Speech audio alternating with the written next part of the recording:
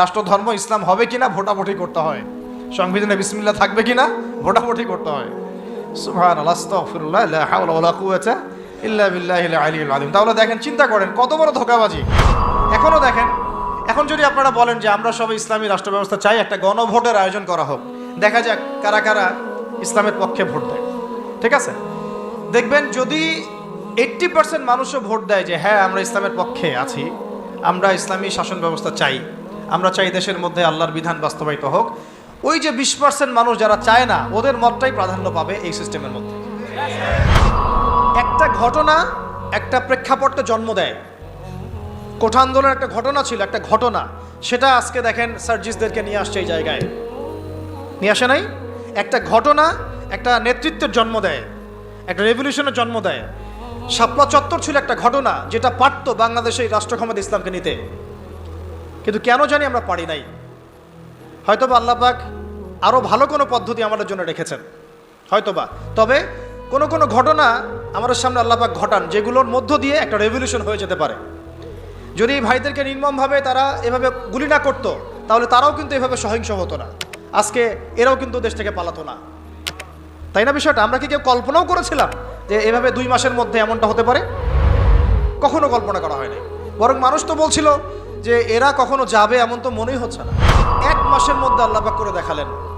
তাই ইনশাআল্লাহ সামনেও যদি এমন কোনো ঘটনা ঘটে, যেই ঘটনা ইসলামপন্থীদের একটা ঐক্যের জন্ম দেয়, একটা লিডারশিপ নিয়ে আসে, একটা জামায়া নিয়ে আসে, একটা ইমারা নিয়ে আসে, আমরা তখন আপনাদেরকে আমাদের পাশে চাই। কথা হবে একটাই, যে জমিন আল্লাহর, বিধান চলবে। এই জমিন কার? এই জমিন আল্লাহর। আমি আল্লাহর বান্দা, আমি আল্লাহর দিন পালন করি, আমি আল্লাহর রাসূল মুহাম্মদ সাল্লাল্লাহু আলাইহি ওয়াসাল্লামকে অনুসরণ করি। এই জমিনে মুসলিমদের মধ্যে শরিয়া চলবে, বিধান চলবে কার? আল্লাহর। এক সোজা কথা। আর যাদের এটাতে অ্যালার্জি হয় তারা কোথায়? জাহান্নামে গিয়ে মরে মরুক, এইটা নিয়ে আমাদের কোনো আফসোস নাই, আপত্তি নেই। বিপ্লব বা অভ্যুত্থান কখনো কনফ্লিক্ট ছাড়া হয় না। এর প্রমাণটা আমাদের ছাত্র ভাইরাই দেখাই দিয়েছে। একটা আদর্শকে যদি আপনি রাষ্ট্র পর্যায় পর্যন্ত নিতে চান, সবসময় শুধু দাওয়াতের মেহনত দিয়ে যথেষ্ট হবে না, অনেক সময় প্রতিবাদের ভাষারও প্রয়োজন আছে। এবং প্রতিবাদের ভাষায় কথা বললে যে কাজ হয়, এটা তো জুলাই মাসে এর প্রমাণ বহন করছে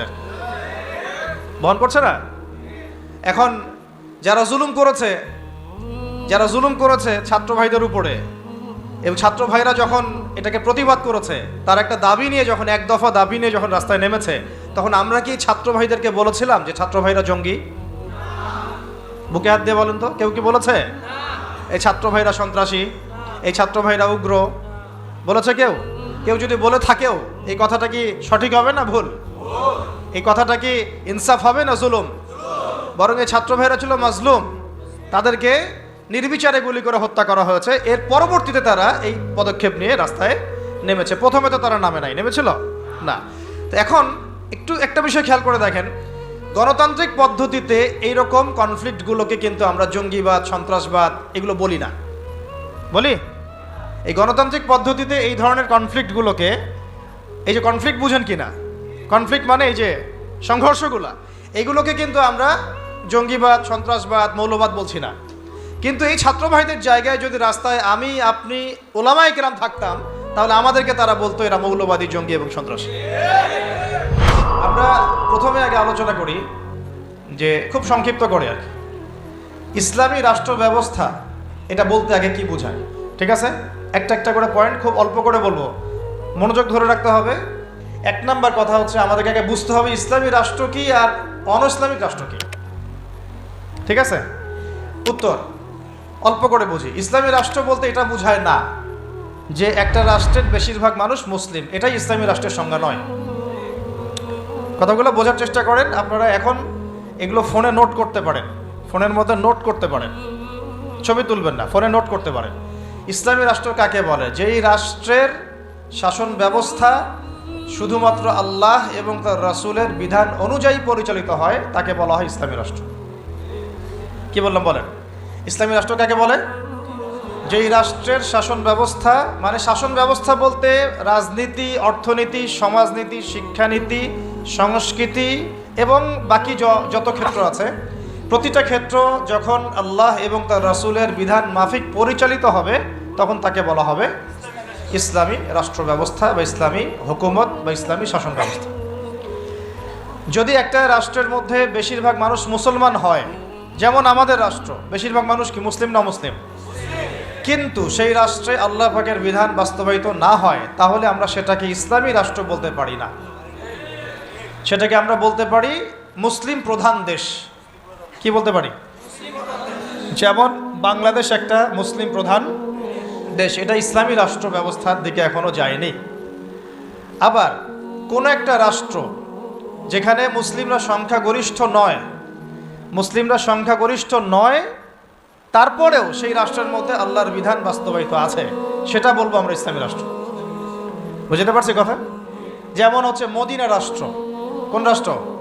নবী সাল্লাল্লাহু আলাইহি ওয়াসাল্লামের সেই মদিনা রাষ্ট্র। সেই মদিনা রাষ্ট্রে মুসলিমরা ছিলেন, আনসার সাহাবীরা ছিলেন, মুহাজির সাহাবীরা ছিলেন। আনসার সাহাবীদের দুইটা গোত্র ছিল, আওস এবং খাজরাজ। অনেকে জানেন, অনেকে হয়তো জানেন না, জেনে নেন। আনসার সাহাবীদের দুইটা গোত্র ছিল, একটা আওস এবং একটা খাজরাজ। তাদেরকে বলা হতো আনসার সাহাবী, যারা মক্কার হিজরতকারী সাহাবীদেরকে আশ্রয় দিয়েছিলেন, তাদেরকে কি বলা হয়? আনসার সাহাবী। আর মুহাজির সাহাবী কারা? যারা মক্কা থেকে হিজরত করে মদিনায় গিয়েছেন। তো আনসার এবং মুহাজিরদেরকে নিয়ে নবী সাল্লাল্লাহু আলাইহি ওয়াসাল্লাম একটা ভ্রাতৃত্বের বন্ধন, ঐক্যের বন্ধন গড়েছেন। এছাড়াও মদিনায় কিন্তু আরও অনেক মানুষ থাকতো, বনু কোরাইজা, বনু কাইনুকা, বনু নাজির, আবার পৌত্তলিকরাও থাকতো সেখানে, কিছু খ্রিস্টানও ছিল, কিছু মূর্তি পূজারীও সেখানে থাকতো, বা আরও কিছু বিধর্মী মানুষও সেখানে থাকতো। মুসলিমরা কিন্তু সংখ্যাগরিষ্ঠ ছিল না, মুসলিমরা সংখ্যাগরিষ্ঠ কিন্তু ছিল না। হবে হয়তো 50-50 পার্সেন্টেজ, হবে তো 50% তাদের, 50% আমাদের, অথবা তাদের 40% আমাদের 60%, অথবা আমাদের 60% ওদের 40%। কিন্তু এমন ছিল না যে আমাদের দেশের মতো 90% মুসলিম, এমন ছিল না মদিনার অবস্থা, এমন ছিল না মদিনার অবস্থা। আমি কি বুঝাতে পারছি ভাই? মদিনার হালতটা কিন্তু আমাদের দেশের মতো এরকম ছিল না যে 90% মুসলিম মদিনায়, বাকি সব অমুসলিম, এমন না। বরং হয়তো 50-50 বা 60-40 বা 40-60। তারপরেও মদিনা রাষ্ট্রে যেহেতু আল্লাহ এবং তার রাসূলের বিধান দ্বারা সেই রাষ্ট্র পরিচালিত হয়েছে, এই জন্য আমরা মদিনা রাষ্ট্রকে বলি একটা প্রথম ইসলামিক রাষ্ট্র। মদিনা রাষ্ট্র কি ইসলামিক রাষ্ট্র ছিল, নাকি গণতান্ত্রিক সেকুলার বা আমাদের মতো এই মানবরচিত সংবিধানে চলেছে? কোনটা? বুঝে কথা বলেন। মদিনা রাষ্ট্র কি আল্লাহ এবং তার রাসূলের বিধান অনুযায়ী চলেছে? চলে নাই? নাকি গণতন্ত্র দিয়ে চলেছে, ধর্মনিরপেক্ষতা দিয়ে চলেছে, নাকি কমিউনিজম দিয়ে চলেছে, জাতীয়তাবাদ দিয়ে চলেছে, নাকি মানব রচিত সংবিধান দিয়ে চলেছে? কোনটা? এতটুকু তো জ্ঞান আমাদের থাকা উচিত। মদিনা রাষ্ট্র চলেছে আল্লাহ এবং তার রাসূলের বিধান মোতাবেক, যদিও সেখানে আমরা সংখ্যাগরিষ্ঠ নই, তারপরেও বিধান চলেছে কার? আল্লাহ। এই কারণে মদিনা হচ্ছে একটা ইসলামী রাষ্ট্র। কিন্তু পক্ষান্তরে বাংলাদেশের দিকে যদি আমরা তাকাই, এখানে যদিও আমরা 90% মুসলিম, কিন্তু এই দেশটা শাসিত হচ্ছে সেই 70-80-100 বছর থেকে মানব রচিত সংবিধান দিয়ে। এখানে আল্লাহর বিধান বাস্তবায়িত হচ্ছে না, আল্লাহর হুদুদ, আল্লাহর কিসাস, এগুলো বাস্তবায়িত হচ্ছে না, শরিয়া আইন বাস্তবায়িত হচ্ছে না। পক্ষান্তরে তথাকথিত গণতন্ত্র, ধর্মনিরপেক্ষতাবাদ, কমিউনিজম, জাতীয়তাবাদ, এইসব মতবাদগুলো, পশ্চিমা মতবাদগুলো দিয়ে এই দেশ শাসিত হচ্ছে। এই কারণে আমরা এই দেশে সংখ্যাগরিষ্ঠ মুসলিম হলেও এই রাষ্ট্রটাকে আমরা বলতে পারি না যেটা একটা ইসলামিক রাষ্ট্র। বুঝতে পেরেছি? আচ্ছা, তাহলে পার্থক্য বুঝলাম, সংজ্ঞাও জানলাম। ইসলামী রাষ্ট্র কাকে বলে? বলেন এখন। যেই রাষ্ট্র আল্লাহ এবং তার রাসূলের বিধান দ্বারা পরিচালিত হয় তাকে বলা হয় ইসলামী রাষ্ট্র। তাহলে আপনারা নিজেরাই বুঝতে পারবেন যে আমরা আসলে কোন জায়গায় আছি। আমরা কি আদৌ ইসলামী রাষ্ট্রে আছি? আমরা মুসলিম প্রধান দেশে বাস করি, আমরা মুসলিম প্রধান দেশে বাস করি। এখন একটা হাস্যকর কথা শুনেন। হাস্যকর কথা হচ্ছে, ধরেন যে আমার একটা বাড়ি আছে, তো এই বাড়িতে আপনাদের সবারই তো বাড়ি ঘর আছে, তো যার যার বাড়ি সেখানে তার হুকুম চলে না, নাকি আপনার বাড়ি আমার হুকুম চলে? কোনটা? বাড়ি যার হুকুম তার চলে না? আচ্ছা, এখন ধরেন যে আমরা 10 ভাই একটা এলাকার মধ্যে আছি।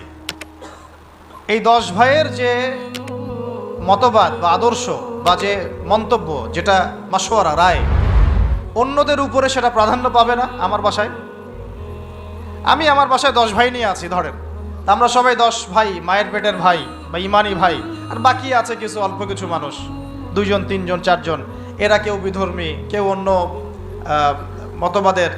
তো এইখানে যখন কোনো রায় নিব বা যখন কোনো ফলাফল প্রতিষ্ঠা করব, তখন আমরা কার রায় নিব?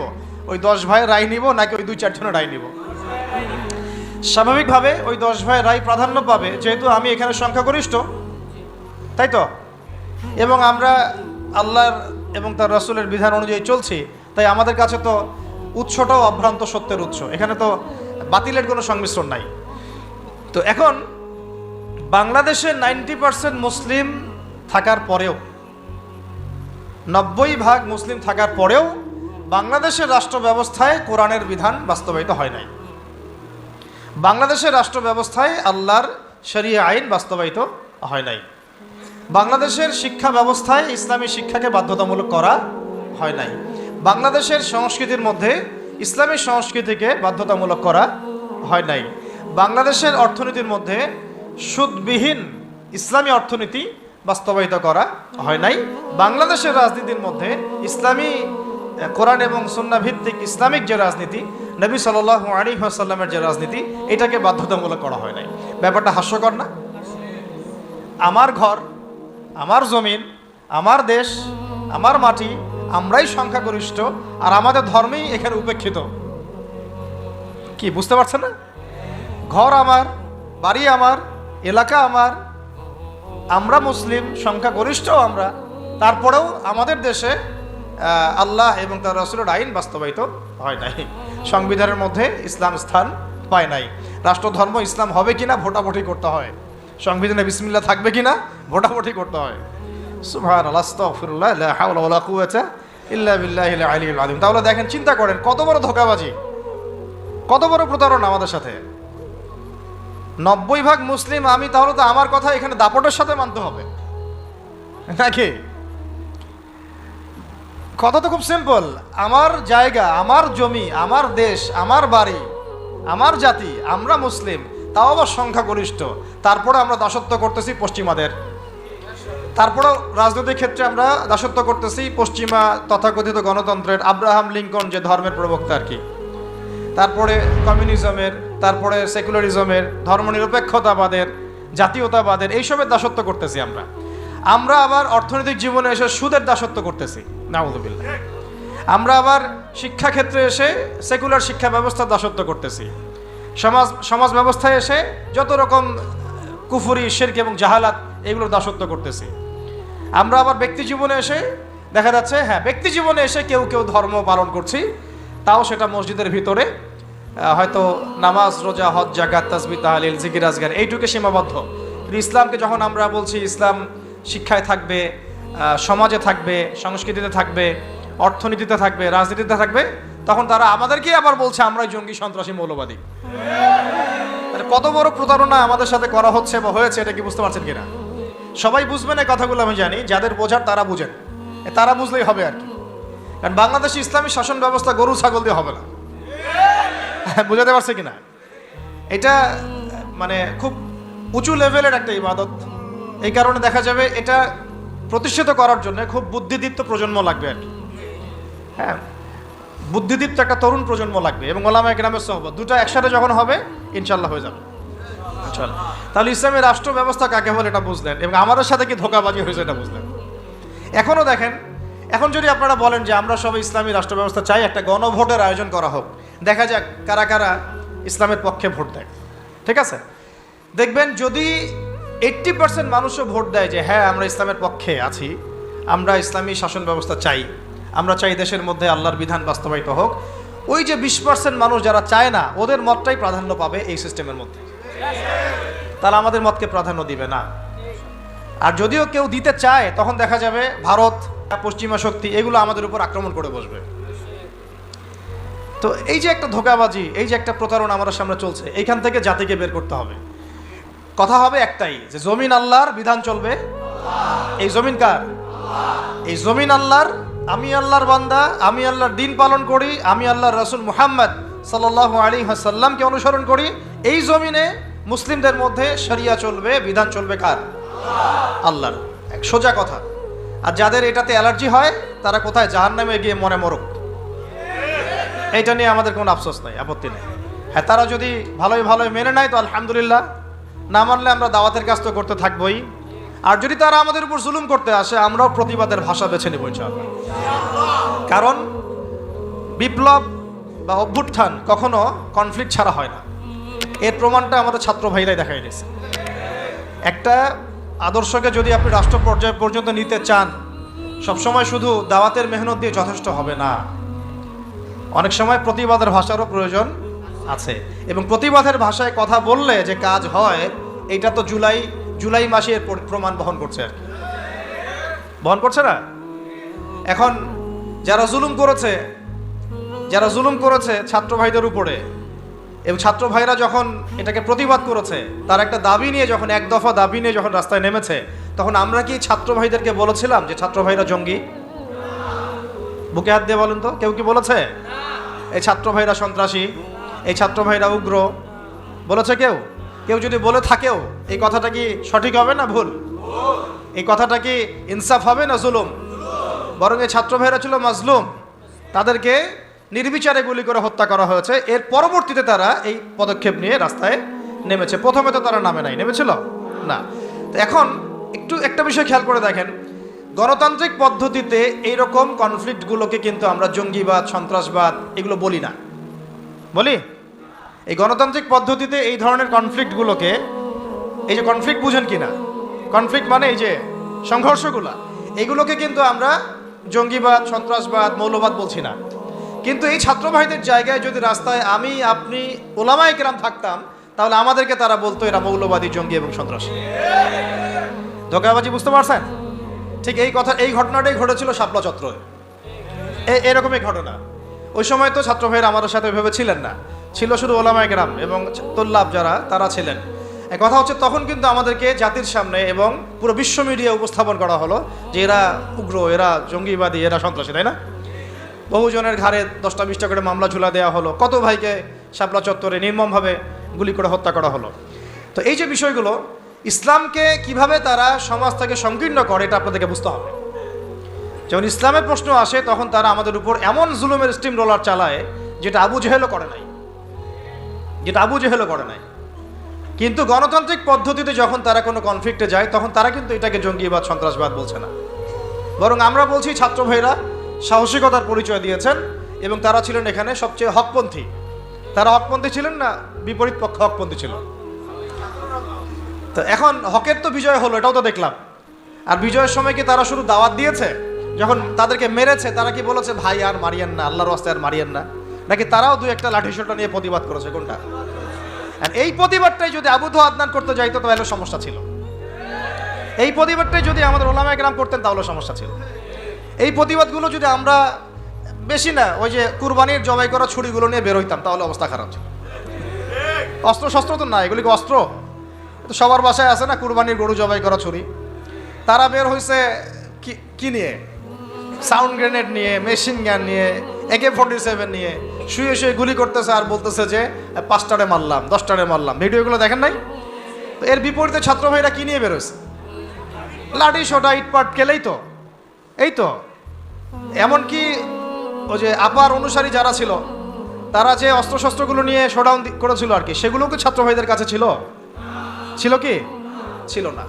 এমনকি মেয়েদেরকেও মার খেতে হয়েছে, তাই না? কথা হচ্ছে, এর যদি 10% ওলামায়ে কেরাম কেউ করতো, তাহলে সারা দুনিয়া জুড়ে একটা ইস্যু তৈরি করা হতো যে বাংলাদেশ একটা মৌলবাদী রাষ্ট্র হয়ে গেছে। আপনাদেরকে বিশ্বের সভ্যতার এই ষড়যন্ত্রগুলো বুঝতে হবে। এই সমস্যাটা শুধু আমাদের আঞ্চলিক সমস্যা না, এটা একটা বৈশ্বিক সমস্যা। যখনই মুসলিমদের উপর জুলুম হয়, মুসলিমরা যদি মার খায়, মার খাওয়া অবস্থাতেও তাদেরকে বলা হয় সন্ত্রাসী, জঙ্গি। আর যদি তারা প্রতিবাদের ভাষা বেছে নেয়, তাহলে তো সারা বিশ্ব মিডিয়া ফলাও করে প্রচার করে যে এই মুসলিমরা জঙ্গি, সন্ত্রাসী, এরা উগ্রবাদী, এরা রাষ্ট্রে অস্থিতিশীলতা সৃষ্টি করতে চায়, এদেরকে রাষ্ট্র থেকে হটাও, এদেরকে গুম করো, এদেরকে খুন করো, এদেরকে ক্রসফায়ারে দিয়ে দাও। এইভাবেই জুলুম করা হয়েছে আমাদের সাথে বিগত প্রায় 50 বছর থেকে। তাই নামকাও আসতে শুধু মুসলিম রাষ্ট্র না, আমরা চাই একটা পরিপূর্ণ ইসলামী রাষ্ট্র। যতদিন পর্যন্ত পরিপূর্ণ ইসলামী রাষ্ট্র এবং শাসন ব্যবস্থা কায়েম না হচ্ছে, ততক্ষণ ওলামায়ে কেরামদের দুর্দশাও দূর হবে না, আমাদের দুর্দশাও দূর হবে না, ওয়াল্লাহি দূর হবে না। বরং ওরা মসজিদ মাদ্রাসাগুলো পর্যন্ত নিয়ন্ত্রণ করতে থাকবে। নিয়ন্ত্রণ করে নাই তার আগে? এমনকি জুমার খুতবায় চিঠি পাঠায় দেওয়া হতো যে এই যে এই বিষয়ে আলোচনা করবেন, বাকি ডানে বামে যেন কথা না যায়। প্রত্যেকটা মসজিদে ডিজিএফআই বসে থাকতো, এনএসআই বসে থাকতো, ডিবির লোকজন বসে থাকতো। হয়তো এখনো থাকে, কিন্তু অত সাহসিকতার সাথে হয়তো বের হতে পারে না, কিন্তু আছে ঠিকই। কথা হচ্ছে যে তখন তো প্রত্যেকটা রেকর্ড চলে যেত জায়গা মতো, কোন জায়গায় কি আলোচনা হচ্ছে, কোন মাহফিলে কি আলোচনা হচ্ছে। এই জন্য আপনাদেরকে আমি বলতাম, এখনো বলি যে মোবাইল ফোনের এই যে মানুষকে প্রচার করার, জানান দেওয়ার যে একটা অপসংস্কৃতি, এখান থেকে বের হন, গোপনে করতে শিখেন। তারা গোপনে গোপনে এইভাবে দায়ীদের, আলেমদের নাম লিস্ট করে গোপনে গোপনে উঠায় ফেলতো। কাউকে গুম করার সময় তারা কি বলতো লাইভে এসে, অমুককে আজকে গুম করব, বলতো কখনো? তাহলে আমরা তো দেখা যায় এমন একটা অবস্থা, কোথাও ওয়াজ করতে গেলে আজকে ওয়াজ করে আসলাম 1.5 ঘন্টা, আল্লাহ যেন কাজে বরকত দান করেন। জানাইতেই হবে মানুষকে, আমার না জানানোর পর্যন্ত আমার ইবাদত মনে কবুল হচ্ছে না। এই যে একটা সাইকোলজিক্যাল ডিসঅর্ডার, আমি বলি এটা সাইকোলজিক্যাল ডিসঅর্ডার, মানে আমাদেরকে আরো অনেক স্মার্ট হইতে হবে। এত সহজ না রাষ্ট্র পর্যায় পর্যন্ত ইসলামকে নিয়ে যাওয়া। আমাদের ভিতরে ভিতরে কাজ করতে হবে, গোপনে গোপনে কাজ করতে হবে। নবী সাল্লাল্লাহু আলাইহি ওয়াসাল্লাম প্রথম 3 বছর গোপনে দাওয়াত দিয়েছেন। কত বছর? 3 বছর টানা। কিছু কাজ গোপনে করতে হয়, কিছু কাজ গোপনে করতে হয়। তাহাজ্জুদের কিছু দোয়া গোপনে করতে হয়। ওই গোপন দোয়াতে ওমর রাদিয়াল্লাহু আনহুর মতো মানুষ ইসলাম কবুল করে। ভালো করে বুঝবেন, সবকিছু প্রচার করতে হয় না। হ্যাঁ, প্রচার আমি করব, যেটা প্রচার করার প্রয়োজন, যেটা প্রচার করা দরকার, যেটা প্রচার করলে কাফেরের গায়ে জ্বালা ধরবে, সেগুলো আমরা প্রচার করবো। কিন্তু সবকিছু সব জায়গায় প্রচার করতে হয় না, এটা আমাদেরকে বুঝতে হবে। এখন যারা বাংলাদেশকে শাসন করছে এখনো, তারা কি সব পলিসিগুলো সবার সামনে উন্মুক্ত করছে? করছে না। গোপনে গোপনে কি হচ্ছে আল্লাহই ভালো জানে। কি হচ্ছে আমরা তো আজ করতে পারি, আজ তো করতে পারছি। এরপরে যারা ওই যে ওত পেতে বসে আছে আর কি, সুযোগ পাইলেই ক্ষমতা দখল করবে, তারা কি করতেছে এটা কি আপনাদের সবাইকে বলতেছে? গোপনে গোপনে করছে, মাঠ রেডি করছে তারা। ঠিক এই কারণেই আমরা যদি ইসলামিক রাষ্ট্র ব্যবস্থায় যেতে চাই, তাহলে ওলামায়ে কেরাম এবং আপনাদেরকে, স্পেশালি ইয়াং জেনারেশন, তরুণদেরকে, তোল্লাবদেরকে কিছু কিছু বিষয়ে গোপন রাখার অভ্যাস তৈরি করতে হবে। আল্লাহ পাক করার তৌফিক দান করেন। তো একটা তো সংজ্ঞা বুঝলাম যে ইসলামী রাষ্ট্র ব্যবস্থা কাকে বলে। এখন দ্বিতীয় পয়েন্টে আসেন, ইসলামী রাষ্ট্র ব্যবস্থা নতুন কোনো বিষয় নাকি প্রাচীন কোনো বিষয়, এটাতে আসি না। তারা আবার বলবে যে এটা নতুন কোন একটা মতবাদ নিয়ে আসতেছে এরা, বিশ্বের বুকে আমরা তো এগুলো দেখি নাই আগে। আমরা দেখে আসছি ওই সোভিয়েতের শাসন, দেখে আসছি ওই মাও সেতুংয়ের শাসন, দেখে আসছি লেনিনকে দেখেছি, স্টেলিনকে দেখেছি, ওই আব্রাহাম লিঙ্কনের শাসন দেখেছি, তাই না? পশ্চিমাদের উত্থান দেখেছি, ফরাসি বিপ্লব দেখেছি। এরা আবার কি বলে ইসলামী শাসন, ইসলামী খেলাফা, ইসলামী শরিয়া এটা প্রতিষ্ঠা করতে চায়। তো তারা তো আমাদেরকে মনে করবে আমরা জাদুঘরে রাখার প্রাণী, মঙ্গল গ্রহ থেকে মনে হয় আসছি, তাই না? এখন জবাবটা জেনে রাখেন। জবাব হচ্ছে, পৃথিবীর প্রথম মানুষ ছিলেন একজন নবী। বলেন, কি বললাম? পৃথিবীর প্রথম মানুষ ছিলেন একজন, কি নাম? আদম আলাইহিস সালাম। তো আদম আলাইহিস সালামকে আল্লাহ পাক কি হিসেবে সৃষ্টি করেছেন? জবাব, খলিফা হিসেবে। কি হিসেবে? ওয়াইজ ক্বালা রাব্বুকা লিল মালাইকা ইন্নী জাইলুন ফিল আরদি খলিফা। স্মরণ করুন হে নবী সেই সময়ের কথা যখন আমি ফেরেশতাদেরকে বলেছিলাম যে আমি পৃথিবীতে আমার খলিফা পাঠাতে চাই। সুবহানাল্লাহ। আমরা দুনিয়াতে কার খলিফা? খলিফা মানে কি সেটাও আমাদের জানা উচিত। ঘুম পাচ্ছে? ঘুম পাচ্ছে কি? একটু জেগে থাকেন। এরকম বহু রাতের পর রাত না ঘুমায় কাটাতে হবে, তারপরে দিন কায়েম হবে। এমন আমার তো মনে হয় বিগত 3-4 বছরে আমরা 4 মাসও টানা রাত্রেবেলা মনে হয় শান্তিতে ঘুমাই নাই এখন পর্যন্ত। ঠিক আছে, ঘুম কমাতে হবে, পরিশ্রম বাড়াতে হবে, মেহনত বাড়াতে হবে, খাওয়া কমাতে হবে। এরকম ভুঁড়ি বাড়ানো যাবে না, শরীর চর্চা করতে হবে, কসরত করতে হবে। ঠিক আছে, শক্তিশালী হতে হবে মানসিকভাবে, শারীরিকভাবে, ইমানের দিক থেকে, আমলের দিক থেকে। এত দুর্বল হলে চলবে না। বুঝতে পারছি ভাই? সাহাবীদের জীবনীগুলো পড়েন, নবী সাল্লাল্লাহু আলাইহি ওয়াসাল্লাম সিরাতটা পড়েন, দেখেন কিভাবে তারা কষ্ট করেছেন দিনের জন্য, কি পরিমাণ কষ্ট করেছেন। এটা নিয়ে ইনশাআল্লাহ আরেকদিন আলোচনা করব। উহুদের যুদ্ধের ঘটনা যদি পড়েন, দেখবেন সাহাবীরা কিভাবে কষ্ট করেছেন, কিভাবে কষ্ট করেছেন। 40টা 50টা তরোয়ারের আঘাত গায়ে নিয়েও নবী সাল্লাল্লাহু আলাইহি ওয়াসাল্লামকে কাঁধে করে উহুদের পাহাড়ে উঠেছেন তালহা রাদিয়াল্লাহু আনহু। নবীজি বলেছেন, তোমরা যদি কোনো জীবন্ত শহীদকে দেখতে চাও, এই তালহাকে দেখো। সে বেঁচে আছে কিন্তু শহীদ হয়ে গেছে। সুবহানাল্লাহ। তো সাহাবীদের মতো ওই রকম ত্যাগের মানসিকতা। দিন মানেই কোরবানি। দিন মানে কি? জানের কোরবানি, মালের কোরবানি, সময়ের কোরবানি। হ্যাঁ, একদিন 1 ঘন্টা 2 ঘন্টা বসে থাকলে মানুষের মনে হয় যে বাপরে বাপ কি করে ফেললাম। আমরা এমনও গিয়েছে যে একজন ওস্তাদের সাথে সাক্ষাৎ করার জন্য সারাদিন বসে আছে। ওস্তাদ ব্যস্ত, বের হতে পারছেন না রুম থেকে, একজনের পর একজন আসছেন। অনেকে তো এমন হয়েছে, আপনার এসো আরবি শিখি কিতাব পড়েছেন না আবু তাহের মেজবা শাইখের? অনেকে তার সাথে দেখা করতে যায়, সিরিয়াল না পেয়ে বাসা চলে আসে। তিনি এত ব্যস্ত কাজে, উম্মার ফিকির এত বেশি ব্যস্ত কাজ করছেন, তার খাদেম গিয়ে তাকে বলারও সাহস পান না যে একজন দেখা করতে আসছেন আপনার সাথে। তো কুরবানি ছাড়া দিন প্রতিষ্ঠিত হবে না। যাই হোক, যুবক ভাইদেরকে বলছি স্পেশালি, শক্তিশালী হইতে হবে, সব দিক থেকে শক্তিশালী হইতে হবে। আল্লাহ পাক তৌফিক দান করেন। আমি এখন আপনাদেরকে আমি বলছিলাম যে দেখুন, প্রথম যে মানুষকে আল্লাহ পাক পৃথিবীতে পাঠিয়েছেন, যিনি একজন নবী, তাকে আল্লাহ পাক খলিফা বলেছেন। কি বলেছেন?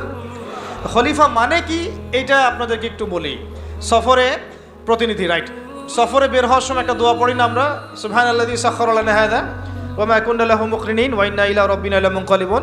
এই দোয়াটার একটা অংশে আছে আল্লাহুম্মা আনতা সাহিবু ফিস সাফারি, আল্লাহ এই সফরে তুমি আমার সাথী, আমার সাহেব, ওয়াল খলিফাতু ফিল আহলি ওয়া মালি, আর আল্লাহ তুমি আমার পরিবারের মানে আহালের এবং মালের খলিফা। সুবহানাল্লাহ। এটা খলিফা মানে আল্লাহ আমি তো বাসায় নাই, আমি তো সফরে বের হয়ে গেলাম, আমার বাসার, আমার আহাল, আমার মালের দেখাশোনাকারী খলিফা, তত্ত্বাবধায়ক এবং প্রতিনিধি হচ্ছ তুমি আল্লাহ। তাহলে খলিফা মানে কি? যিনি একজনের অবর্তমানে আরেকজনের ওই দায়িত্বটাই পালন করেন। তো যদি আমরা পৃথিবীতে আল্লাহর খলিফা হই, তাহলে এই দুনিয়াতে আমাদের দায়িত্ব কি? আল্লাহর বিধান কায়েম করা না? যদি আমরা আল্লাহর জমিনে আল্লাহর বিধান না কায়েম করি, তাহলে কি আমরা আল্লাহর খলিফা হব না শয়তানের খলিফা হব? বুঝে কথা বলেন। আল্লাহর জমিনে আমরা এসেছি আল্লাহর খলিফা হয়ে। এই পৃথিবীতে আমরা ছিলাম না, ছিলাম জান্নাতে। কোথায়? সেখান থেকে আমাদের বাবা আদম আলাইহিস সালাম, আমাদের মা হাওয়া আলাইহিস সালামকে পাঠিয়ে দেওয়া হলো। কি কারণে পাঠানো হয়েছে এটা তো অন্য আলোচনা, আপনারা তো জানেনই। সাথে ইবলিসকেও পাঠানো হয়েছে। কাকে? ইবলিসকে। এই কনফ্লিক্ট চলছে, কিয়ামত পর্যন্ত চলবে। আর মানুষের হায়াত অল্প, ইবলিসের হায়াত আবার কিয়ামত পর্যন্ত, তাই না? তো এখন তার মিশন হচ্ছে মানুষকে সে জাহান্নামে নিয়ে যাবে। আর আদম আলাইহিস সালাম, হাওয়া আলাইহিস সালাম যখন পৃথিবীতে এসেছেন, তখন থেকে নিয়ে এই জমিনে আল্লাহ পাকের খলিফা কারা ছিলেন? আমাদের পিতা, আমাদের মাতা নন? তারপরে তার সন্তান, তার সন্ততি নন? এখন যদি আমরা আল্লাহর জমিনে এসে আল্লাহর বিধান বাস্তবায়ন না করি, তাহলে কি আমরা আল্লাহর খলিফা হতে পারবো না শয়তানের খলিফা হব? কেউ যদি আল্লাহর জমিনে আল্লাহর নাজ নেয়ামত ভোগ করে শয়তানের দাসত্ব করে, শয়তানের বিধান বাস্তবায়ন করে, সে কি আদৌ আল্লাহর খলিফা না শয়তানের খলিফা? এখন আপনারা আমাকে বলেন, এই পুরো বিশ্ব সিস্টেমে যারা আল্লাহর আকাশের নিচে আল্লাহর বাতাস নিয়ে আল্লাহর রিজিক ভোগ করে, আল্লাহর দেওয়া হায়াত ভোগ করে, হ্যাঁ, আল্লাহর দেওয়া নাজ নেয়ামত ভোগ করে, আল্লাহরই জমিনে আল্লাহর বিধান বাদ দিয়ে শয়তানের, তাগুতের, কাফেরের বিধান বাস্তবায়ন করছে, তারা কি আদৌ আল্লাহর খলিফা? তারা কি আদৌ আল্লাহর খলিফা? আর তাদের ওই সিস্টেমটা কি আদৌ খিলাফা সিস্টেম? হ্যাঁ, যেহেতু তারা খলিফা নন, তাহলে তাদের সিস্টেমও তো খিলাফা সিস্টেম হওয়ার প্রশ্নই ওঠে না। বরং ওই সিস্টেমের নাম আল্লাহ পাক বলেছেন তাগুত। কি নাম? তাগুতি সিস্টেম। কি সিস্টেম? তাগুতি সিস্টেম। তাগুতি সিস্টেম মানে যারা শয়তানের দাসত্ব করে, প্রবৃত্তির দাসত্ব করে, মন গড়া বিধান রচনা করে, এগুলোকে বলা হয় তাগুত। কি বলা হয়? আর এই তাগুতকে আল্লাহ পাক কুফরি করতে বলেছেন। তাগুতের সাথে আমাদেরকে আল্লাহ, মুমিনদেরকে বলেছেন তোমরা তাগুতের সাথে কুফরি করো এবং আল্লাহর প্রতি ঈমান নিয়ে আসো। তাগুতের সাথে কুফরি না করে কেউ আল্লাহর প্রতি ঈমান আনতে পারবে না। ফামান ইয়াকফুর বিত-তাগুত ওয়া ইউমিন বিল্লাহ ফাকাদ ইসতামসাকা বিল উরওয়াতিল উসকা। সূরা বাকারার 256 নম্বর আয়াতটা পড়ে দেখেন। আল্লাহ পাক বলেছেন তোমরা যারা তাগুতের সাথে কুফরি করে এবং আল্লাহর প্রতি ঈমান নিয়ে আসে, তারা একটা শক্ত হাতল ধরেছে যেটা কখনো ছিন্ন হওয়ার নয়। সুবহানাল্লাহ। তাহলে আমাদের কাজ তাগুতের সাথে কুফরি করা। কুফরি মানে কি? অস্বীকার করা। আমরা কি শয়তানকে স্বীকার করব না অস্বীকার করব? তাগুত এক প্রকার শয়তান, আমরা কি তাকে স্বীকার করব না অস্বীকার করব? তাহলে আল্লাহর জমিনে যারা আল্লাহর বিধান বাস্তবায়ন করছে না, তারা কি আল্লাহর খলিফা না তাগুত? তাহলে এই তাগুতের দাসত্ব করলে আমি গুনাহগার হব না? আমি যদি তাগুতের বাধ্য হয়ে তারা আমার উপর জুলুম করছে, এটা একটা সুরত, আর আমি তাকে নসিহতও করছি না, পরিবর্তনের কোনো চেষ্টাও করছি না, কোনো মেহনতও করছি না, তাহলে কি আমি আল্লাহর কাছে দায়মুক্ত হতে পারবো? বুঝতে পারছি কথা? একটা সুরত তো হচ্ছে কাফের তাগুত অনেক শক্তিশালী, আমাদের উপরে জুলুম করছে, নির্যাতন করছে, ওই মাক্কি যুগের মতো, নবী সাল্লাল্লাহু আলাইহি ওয়াসাল্লাম যখন মক্কায় ছিলেন তখনকার যুগের মতো। সেটা একটা সুরত। তখনও তারপরেও দাওয়াত চলেছে, তাবলিগ চলেছে, হক স্পষ্ট করা হয়েছে, ইজহার করা হয়েছে, মার আসলে সবর করা হয়েছে। এটা তো একটা চেষ্টা ছিল, বিপ্লব ছিল সমাজটাকে পার্থক্য করে দেওয়ার।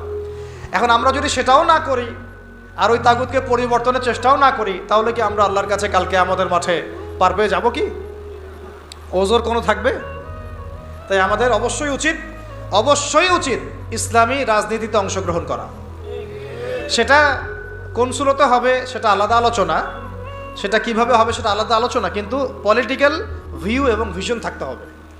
যেইভাবে আমরা মসজিদ, মাদ্রাসা, মক্তব এই বিষয়গুলো পরিচালনা করি, যেইভাবে আমরা নামাজের ইমামতি করি, যেইভাবে আমরা ওয়াজ মাহফিলের প্যান্ডেলে বসি, যেভাবে আমরা লেকচার দেই, যেভাবে আমরা মানুষকে নসিহত করি, এইভাবে আমাদেরকে অর্থনীতি, শিক্ষা, সংস্কৃতি এবং রাজনীতির দায়িত্ব নিতে হবে। নিতে হবে কি না? নিতে হবে। এবং এই দায়িত্ব নেওয়ার সবচেয়ে যোগ্য মানুষ তারাই যারা ওলামায়ে কেরাম। এই দায়িত্ব নেওয়ার সবচেয়ে যোগ্য মানুষ কারা? ধরেন এখানে 10 জন, এটা আরেকটা আফসোসের কথা ভাই, এই অংশটা বুঝতে হবে। এখানে ধরেন 10 জন ভাই বসে আছেন, কেউ আলেম নন, জেনারেল লাইনের ছাত্র, তালেবে ইলম নন, আমরা তালেবে ইলম বলতে যা বুঝাই সেটাও নন। আর 2 জন ভাই আছেন আমাদের এখানে আলেম, মাশাআল্লাহ। নামাজের আজান দেওয়া হলো, একামত এবং ইমামতি হবে।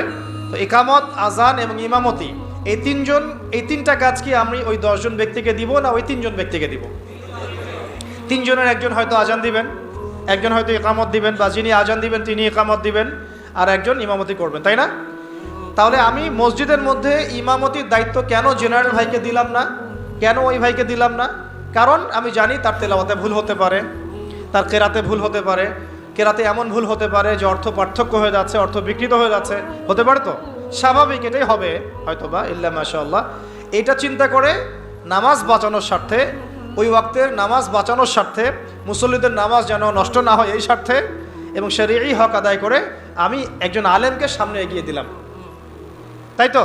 কিন্তু এই কাজটা আমি শিক্ষানীতির মধ্যে করছি না, এই কাজটা আমি ইসলামী অর্থনৈতিক ব্যবস্থা বা রাষ্ট্রীয় অর্থনৈতিক ব্যবস্থার মধ্যে করছি না, এই কাজটা আমি সমাজনীতির মধ্যে আনতে পারছি না, এই কাজটা আমি রাষ্ট্র ব্যবস্থা আনতে পারছি না। যেই কিছু অযোগ্য মানুষকে আমি ইমামতির দায়িত্ব দিলাম না, তাদের চাইতেও 1000 গুণ অযোগ্য মানুষকে আমি রাষ্ট্রের দায়িত্ব দিয়ে বসে আছি। এটা আফসোস না? এটা আফসোসের বিষয় না?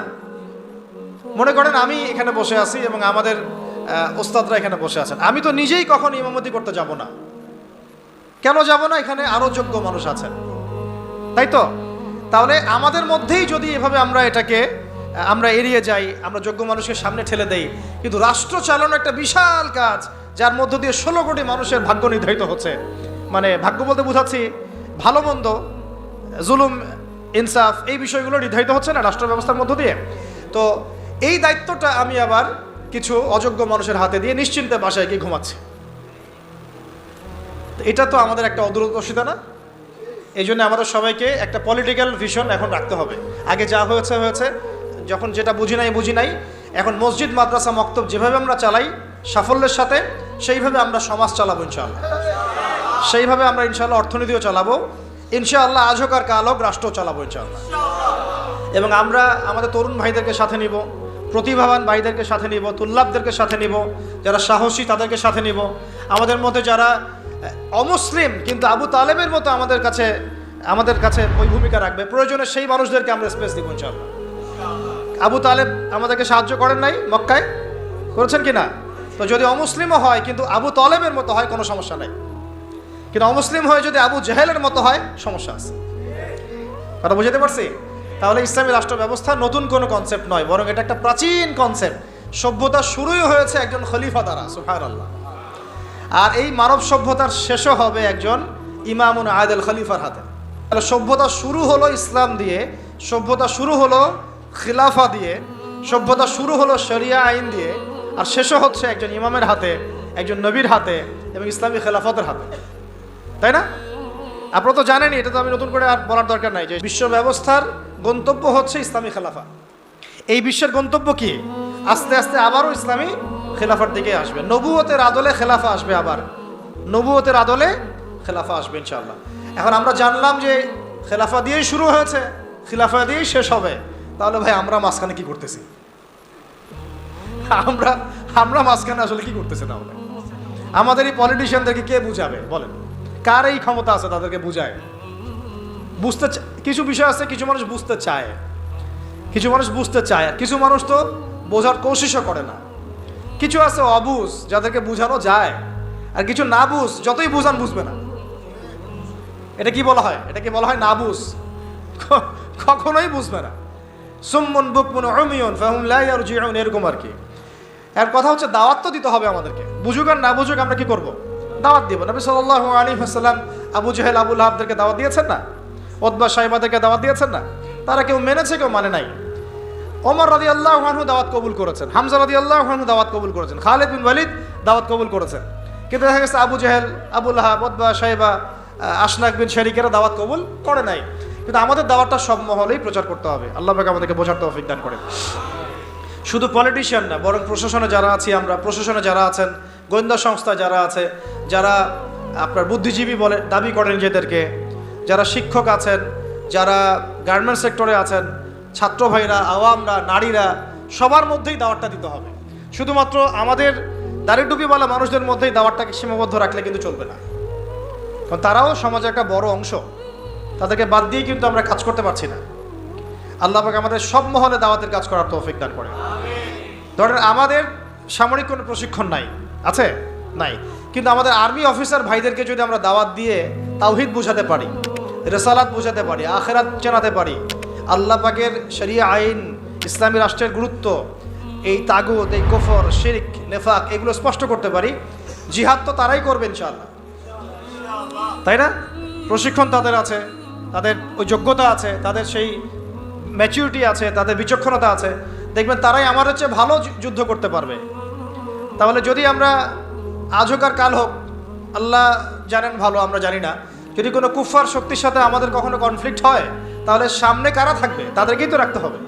এই জন্য দাওয়াত তাদেরকেও দিতে হবে অবশ্যই। এই দাওয়াতটা আমাদের একটু ঘাটতি হয়ে গেছে বলে আমি মনে করি। অনেক ওলামায়ে কেরাম একমত হন যে আসলে সব মহলে দাওয়াতটা এইভাবে প্রচার হচ্ছে না। আমরা চিন্তাটা তো এমন থাকা উচিত যে গুম হয়ে গেলেও আমি ওই সেলে বসেও দাওয়াতের কাজ করব, জেলখানায় চলে গেলে ওখানেও আমি দাওয়াতের কাজ করব। এটাও সুন্নাহ, তো এটাও তো সুন্নাহ। মানে এভাবে দাওয়াতি কাজ করলে অনেক ফলাফল হয়, ফলাফল আসে। এখন বাংলাদেশে বহু আর্মি অফিসার, মেজর, কর্নেল, র্যাবের অফিসার তওবা করে ফিরে আসতেছে, পুলিশের অফিসার তওবা করে ফিরে আসতেছে, বিজিবির ভাইরা দেখবেন অনেকে মাশাআল্লাহ কঠিন প্র্যাকটিসিং মুসলিম আছে। এই সমস্ত ভাইদের কাছে আমাদেরকে দাওয়াত দিতে হবে। কিসের দাওয়াত দিব? যে ভাই আমরা মুসলিম, দুনিয়াতে একবারই আসছি, আর দ্বিতীয়বার আসতে পারবো না। যতদিন বাঁচতেছি আল্লাহর বিধান মেনে বাঁচবো, আল্লাহর বিধান দ্বারা সমাজ এবং রাষ্ট্র গড়ার চেষ্টা করবো এবং এটার পথ পদ্ধতি আমাদের সামনে স্পষ্ট আছে। আমাদের কাছে পশ্চিমা মতবাদ থেকে পথ পদ্ধতি নেওয়া লাগবে না। আমাদের কাছে পথ পদ্ধতি একদম স্পষ্ট, রূপরেখা আমাদের কি স্পষ্ট আছে। আমাদের গোপন কোনো এজেন্ডা নাই, আমাদের এজেন্ডা একদম স্পষ্ট। আমাদের সামনে নবী সাল্লাল্লাহু আলাইহি ওয়াসাল্লামের উসওয়াতুল হাসানা আছে এবং তার সিরাত মোবারক আমাদের সামনে আছে। ওইটা ধরে ধরে আমরা পথ চলবো ইনশাআল্লাহ। দেখবেন ইনশাআল্লাহ তাআলা একদিন না একদিন আল্লাহ পাকের জমিন আল্লাহর দিন কায়েম হবে ইনশাআল্লাহ। আল্লাহ পাক আমাদের সবাইকে ওই কাফেলায় যেন কবুল করেন, আমিন। এখন এটা যে প্রাচীন মতবাদ এটা বুঝলাম, তো এখন আপনারা আমাকে উত্তর দেন দেখি। অনেক তো বলে ফেললাম। এখন নূহ আলাইহিস সালাম কি আল্লাহর খলিফা ছিলেন না? তিনি কি কোনো শয়তানি মতবাদ চালু করেছিলেন? নাউযুবিল্লাহ। ইব্রাহিম আলাইহিস সালাম তিনি কি মানব রচিত আইন চালু করেছিলেন? নবী মূসা আলাইহিস সালাম, ঈসা ইবনে মারইয়াম, আমাদের নবী মুহাম্মদ সাল্লাল্লাহু আলাইহি ওয়াসাল্লাম, তিনি কি মানব রচিত বিধান চালু করেছিলেন নাকি আল্লাহর বিধান দ্বারা রাষ্ট্র পরিচালনা করেছিলেন? আর আমাদের সমাজের মানুষরা এতই পাক্কা মুসলমান, মাশাআল্লাহ, এত পাক্কা মুসলমান যে নামাজের পদ্ধতিতে সে এক চুল ছাড় দিতে চায় না। একদম 100% সুন্নাহ মাফিক নামাজ পড়তে হবে তার, সহিহ নামাজ। ঠিক আছে, সহিরও তো অনেক ধরন আছে, ভেরিয়েন্ট আছে আর কি। কিছু আছে আবার সহিহ সুরতেই জয়ীফ। ঠিক আছে, বলতেছে সহিহ, ওইটাই যে আবার একটা জয়ীফ আকীদা, ওটা সে বুঝতে পারতেছে না। ওইটা আলোচনা না আমাদের। কথা হচ্ছে আমরা নামাজের ক্ষেত্রে দেখা যায় অনেক সময় খুব সতর্ক যে 100% আমি নবী সাল্লাল্লাহু আলাইহি ওয়াসাল্লামের সুন্নাহ মাফিক নামাজ পড়তে হবে। কিন্তু সেই নবী মুহাম্মদ সাল্লাল্লাহু আলাইহি ওয়াসাল্লামের সুন্নাহ মোতাবেক শিক্ষা ব্যবস্থা করা যায় না। তারপরে সংস্কৃতি সাজানো যায় না, ওই নবীর সুন্নাহ অনুযায়ী অর্থনীতি সাজানো যায় না, ওই নবীর সুন্নাহ অনুযায়ী রাষ্ট্র সাজানো যায় না, রাজনীতিও করা যায় না। তো এই যে একটা জাহালাত, দেখেন কত মুসলিম, কত পাক্কা মুসলমান আমরা। আমাদের চেয়ে বড় মুসলমান কি আছে নাকি পৃথিবীতে কোথাও? হ্যাঁ বলেন। যারা ব্যক্তি জীবনে একদম চুল ছেঁড়া সুন্নতের অনুসরণ করতে চায়, নামাজে, রোজায়, হজে, জাকাতে, এমনকি যারা তাগুত, যারা কুফফারদের দাসত্ব করে, যারা ভারতের দালালি করেছে, যারা পশ্চিমাদের দাসত্ব করেছে, এরাও যদি উমরা করতে যায় আমাদের কাছেই মাসালা জিজ্ঞাসা করবে, এই মাসালাটা কি এইভাবে, ওইটাকে এইভাবে, এটা কি এমন করে, সেটা কি এমন করে, ওইখানে সে কোনো ছাড় দিতে রাজি না। বিষয়টা তাই না? কিন্তু সেই ব্যক্তি যখন আবার অফিসে বসছে, চেয়ারে, ব্যাংকের চেয়ারে বসছে, সুদ আর সুদ, সুদ আর সুদ, সুদ আর সুদ। ওই ব্যক্তি যখন সমাজের নেতা, তখন দেখবেন দুনিয়ার সব মানবরচিত বিধান দিয়ে সে সমাজ পরিচালনা করার চেষ্টা করতেছে। ওই ব্যক্তি সাংস্কৃতিক অঙ্গনে দেখেন ভারতীয় সংস্কৃতি, বিজাতীয় সংস্কৃতি, পশ্চিমা সংস্কৃতির দাসত্ব করে। ওই ব্যক্তি আবার দেখেন রাজনীতি করতে গিয়েছে, সব ওই জাতীয়তাবাদ, না হলে ওই গণতন্ত্র, না হলে ওই কি কমিউনিজম, আর ওই যে তথাকথিত একটা আছে ধর্মনিরপেক্ষতাবাদ, চার ধর্ম মিলেই এক, নাউযুবিল্লাহি মিন যালিক। তো এগুলো নিয়ে, এই মতবাদগুলো নিয়ে আরেকদিন কথা বলবো ইনশাআল্লাহ। এগুলো প্রত্যেকটা মতবাদের মধ্যেই মারাত্মক রকমের কিছু কিছু কুফর আছে এবং শিরক আছে। আর ডেমোক্রেসি বলতে তারা যেটা বোঝাচ্ছে, আর প্রকৃত ডেমোক্রেসি আসলে এমন নয়। তারা যেটা চর্চা করছে এটা হচ্ছে একটা তথাকথিত গণতন্ত্র, এটা প্রকৃত গণতন্ত্র নয়। যদি আপনি প্রকৃত গণতন্ত্রের উদাহরণ নিতে চান, যে জনগণের উপর ন্যায় বিচার করা হবে, তাদের অধিকার নিশ্চিত করা হবে, তাহলে সবচেয়ে জাজল্যমান দৃষ্টান্ত হচ্ছে মদিনা রাষ্ট্র, নবী সাল্লাল্লাহু আলাইহি ওয়াসাল্লামের মদিনা রাষ্ট্র। ওখানে কি জনগণের উপর জুলুম হয়েছে? জনগণ মত প্রকাশ করে নাই, মত প্রকাশে স্বাধীন ছিল না। এমনকি উমর রাদিয়াল্লাহু আনহুর মতো মানুষ দাঁড়িয়ে খুতবা দিচ্ছেন, একজন মিম্বরের সামন থেকে বলে বসলেন যে আপনার গায়ে দুইটা জামা কেন, আমাদের গায়ে একটা জামা। আপনি আগে অ্যান্সার দেন, জবাব দেন যে আপনার গায়ে দুইটা জামা কিভাবে আসলো, তারপরে খুতবা শুরু করেন, তারপরে খুতবা শুরু। এইরকম কি আমাদের রাষ্ট্রের মধ্যে সম্ভব? গণতন্ত্র যদি বলতে চান তাহলে ওমর রাদিয়াল্লাহু আনহুর এই স্টেটমেন্ট শুনেন। তিনি বলেছিলেন যে ইরাকের ফোরাত নদীর তীরেও যদি কোনো ছাগলের বাচ্চা যদি না খেয়ে মারা যায়, আমি ওমর ভয় করি যে আল্লাহ পাক কিয়ামতের দিন আমাকে জবাবদিহি করাবে। তাহলে কোনটাকে আপনি গণতন্ত্র বলছেন, কোনটাকে ইনসাফ বলছেন? পৃথিবীর কোনো অমুসলিম পর্যন্ত অস্বীকার করতে পারবে না উমর রাদিয়াল্লাহু আনহুর 10 বছরের খেলাফত ছিল বিশ্বের শ্রেষ্ঠ শাসন ব্যবস্থার একটা। কেউ অস্বীকার করতে পারবে? তারপরেও সেটা আমরা মানছি, খাতা কলমে লিখছি, পরীক্ষা পাশের জন্য লিখছি, বাস্তবে কোনো ইমপ্লিমেন্ট নাই। আমাদের সাথে আল্লাহ আছেন, আমাদের সাথে রাসূলের সুন্নাহ আছে, আর আমরা তো জীবন দেওয়ার জন্যই জন্ম নিয়েছি। আমরা তো একটা শাহাদাতের জন্য সারা দিন রাত দোয়া করতে থাকি আল্লাহর কাছে। তাহলে কাকে ভয় পাচ্ছি আমরা? আর যাদের সাথে আল্লাহ থাকে তাদেরকে কোনো শক্তি কি পরাজিত করতে পারে? ওই রোমানদেরকে মুসলিমরা রাসূল সাল্লাল্লাহু আলাইহি ওয়াসাল্লামের যুগের পরে পরাজিত করে নাই? মোতার যুদ্ধে, ইয়ারমুকের যুদ্ধে ওই পারস্যের সম্প্রদায়কে খালিদ বিন ওয়ালিদ রাদিয়াল্লাহু আনহু, সাদ ইবনে আবি ওয়াক্কাস তারা পরাজিত করেন নাই? তাহলে কাদেরকে ভয় করি আমরা? এই মুশরিকদের কথা বলছেন? ওই দালালরা ছাড়া, তাদের অভ্যন্তরীণ দালালরা ছাড়া তারা আমাদের কিছুই করতে পারবে না। অভ্যন্তরীণ দালালরা ছাড়া তারা আমাদের কিছুই করতে পারবে না। আমাদের দুশ্চিন্তার জায়গা কাফেরদের না, আমাদের দুশ্চিন্তার জায়গা হচ্ছে মুনাফিকরা। আমাদের দুশ্চিন্তার জায়গা কুফাররা নয়, বরং আমাদের দুশ্চিন্তার জায়গা কোনটা? মুনাফিকরা। এই মুনাফিক মুক্ত, দালাল মুক্ত সমাজটা গড়েন, দেখবেন যে ইসলামী শরিয়া অর্ধেক কায়েম হয়ে গেছে। কিন্তু এটাও তো আমরা ব্যর্থ হলাম। এখন পর্যন্ত দেখছি যে সব জায়গায় তারা ঘুরে বেড়াচ্ছে, তাই না? সবার আগে উচিত ছিল এই কেসাসগুলো বাস্তবায়ন করা। তো কেসাস শব্দই তো মানুষ শুনে নাই, বুঝে না, জানে না। নামাজ জিজ্ঞাসা করলে নামাজ বুঝে, রোজা বললে রোজা বুঝে, সওম বললে সওম বুঝে, যাকাত হয়তো বুঝে কিছুটা, সালাত বুঝে, তারাবি বুঝে, কেসাস বুঝে না। কেসাস মানে মুগ্ধকে যে হত্যা করেছে তাকেও হত্যা করতে হবে, নাম কেসাস। এই ভাষায় কথা বলা দরকার ছিল আমাদের। খুনের বিচার, এইসব শব্দ বাদ দেন। শব্দগত বিপ্লবের দরকার, শব্দগত বিপ্লবের দরকার আছে, ভাষাগত আদর্শের বিপ্লবের দরকার আছে। ওরা একটা শব্দ বলবে, আমাদেরকে কাউন্টার শব্দ বলতে হবে।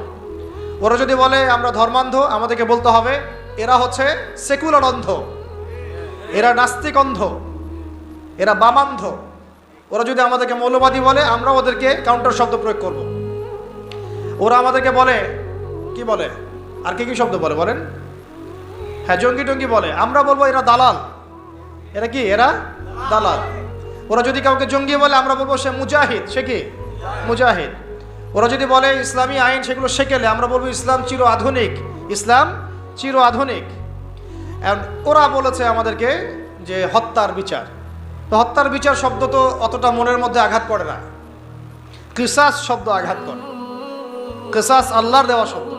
চোখের বদলে চোখ, দাঁতের বদলে দাঁত, জানের বদলে জান। এটা কি বাস্তবায়িত হয়েছে? আপনারাই বলেন তো, এই জুলাই বিপ্লবের পরেও কি হয়েছে? অথচ আমরা গতকালকে নিউজে দেখলাম, কয়দিন আগে একটা ঘটনা ঘটেছে দেখলেন না? বাশার আল আসাদ পতন ঘটিয়ে মুজাহিদ ভাইরা সেখানে গিয়েছে এবং সেটা আলহামদুলিল্লাহ সেটাকে আবার পুনরুদ্ধার করতে সক্ষম হয়েছে। এই 24 দিনের মধ্যে তারা ওদের 36টা বড় বড় যারা জালেম ছিল ওদের বিচার করা শেষ ওদের।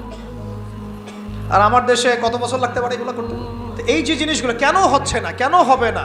কারণ আমরা ইসলামী শরিয়া বা ইসলামী আইনটাকে বাস্তবায়ন করতে পারি নাই।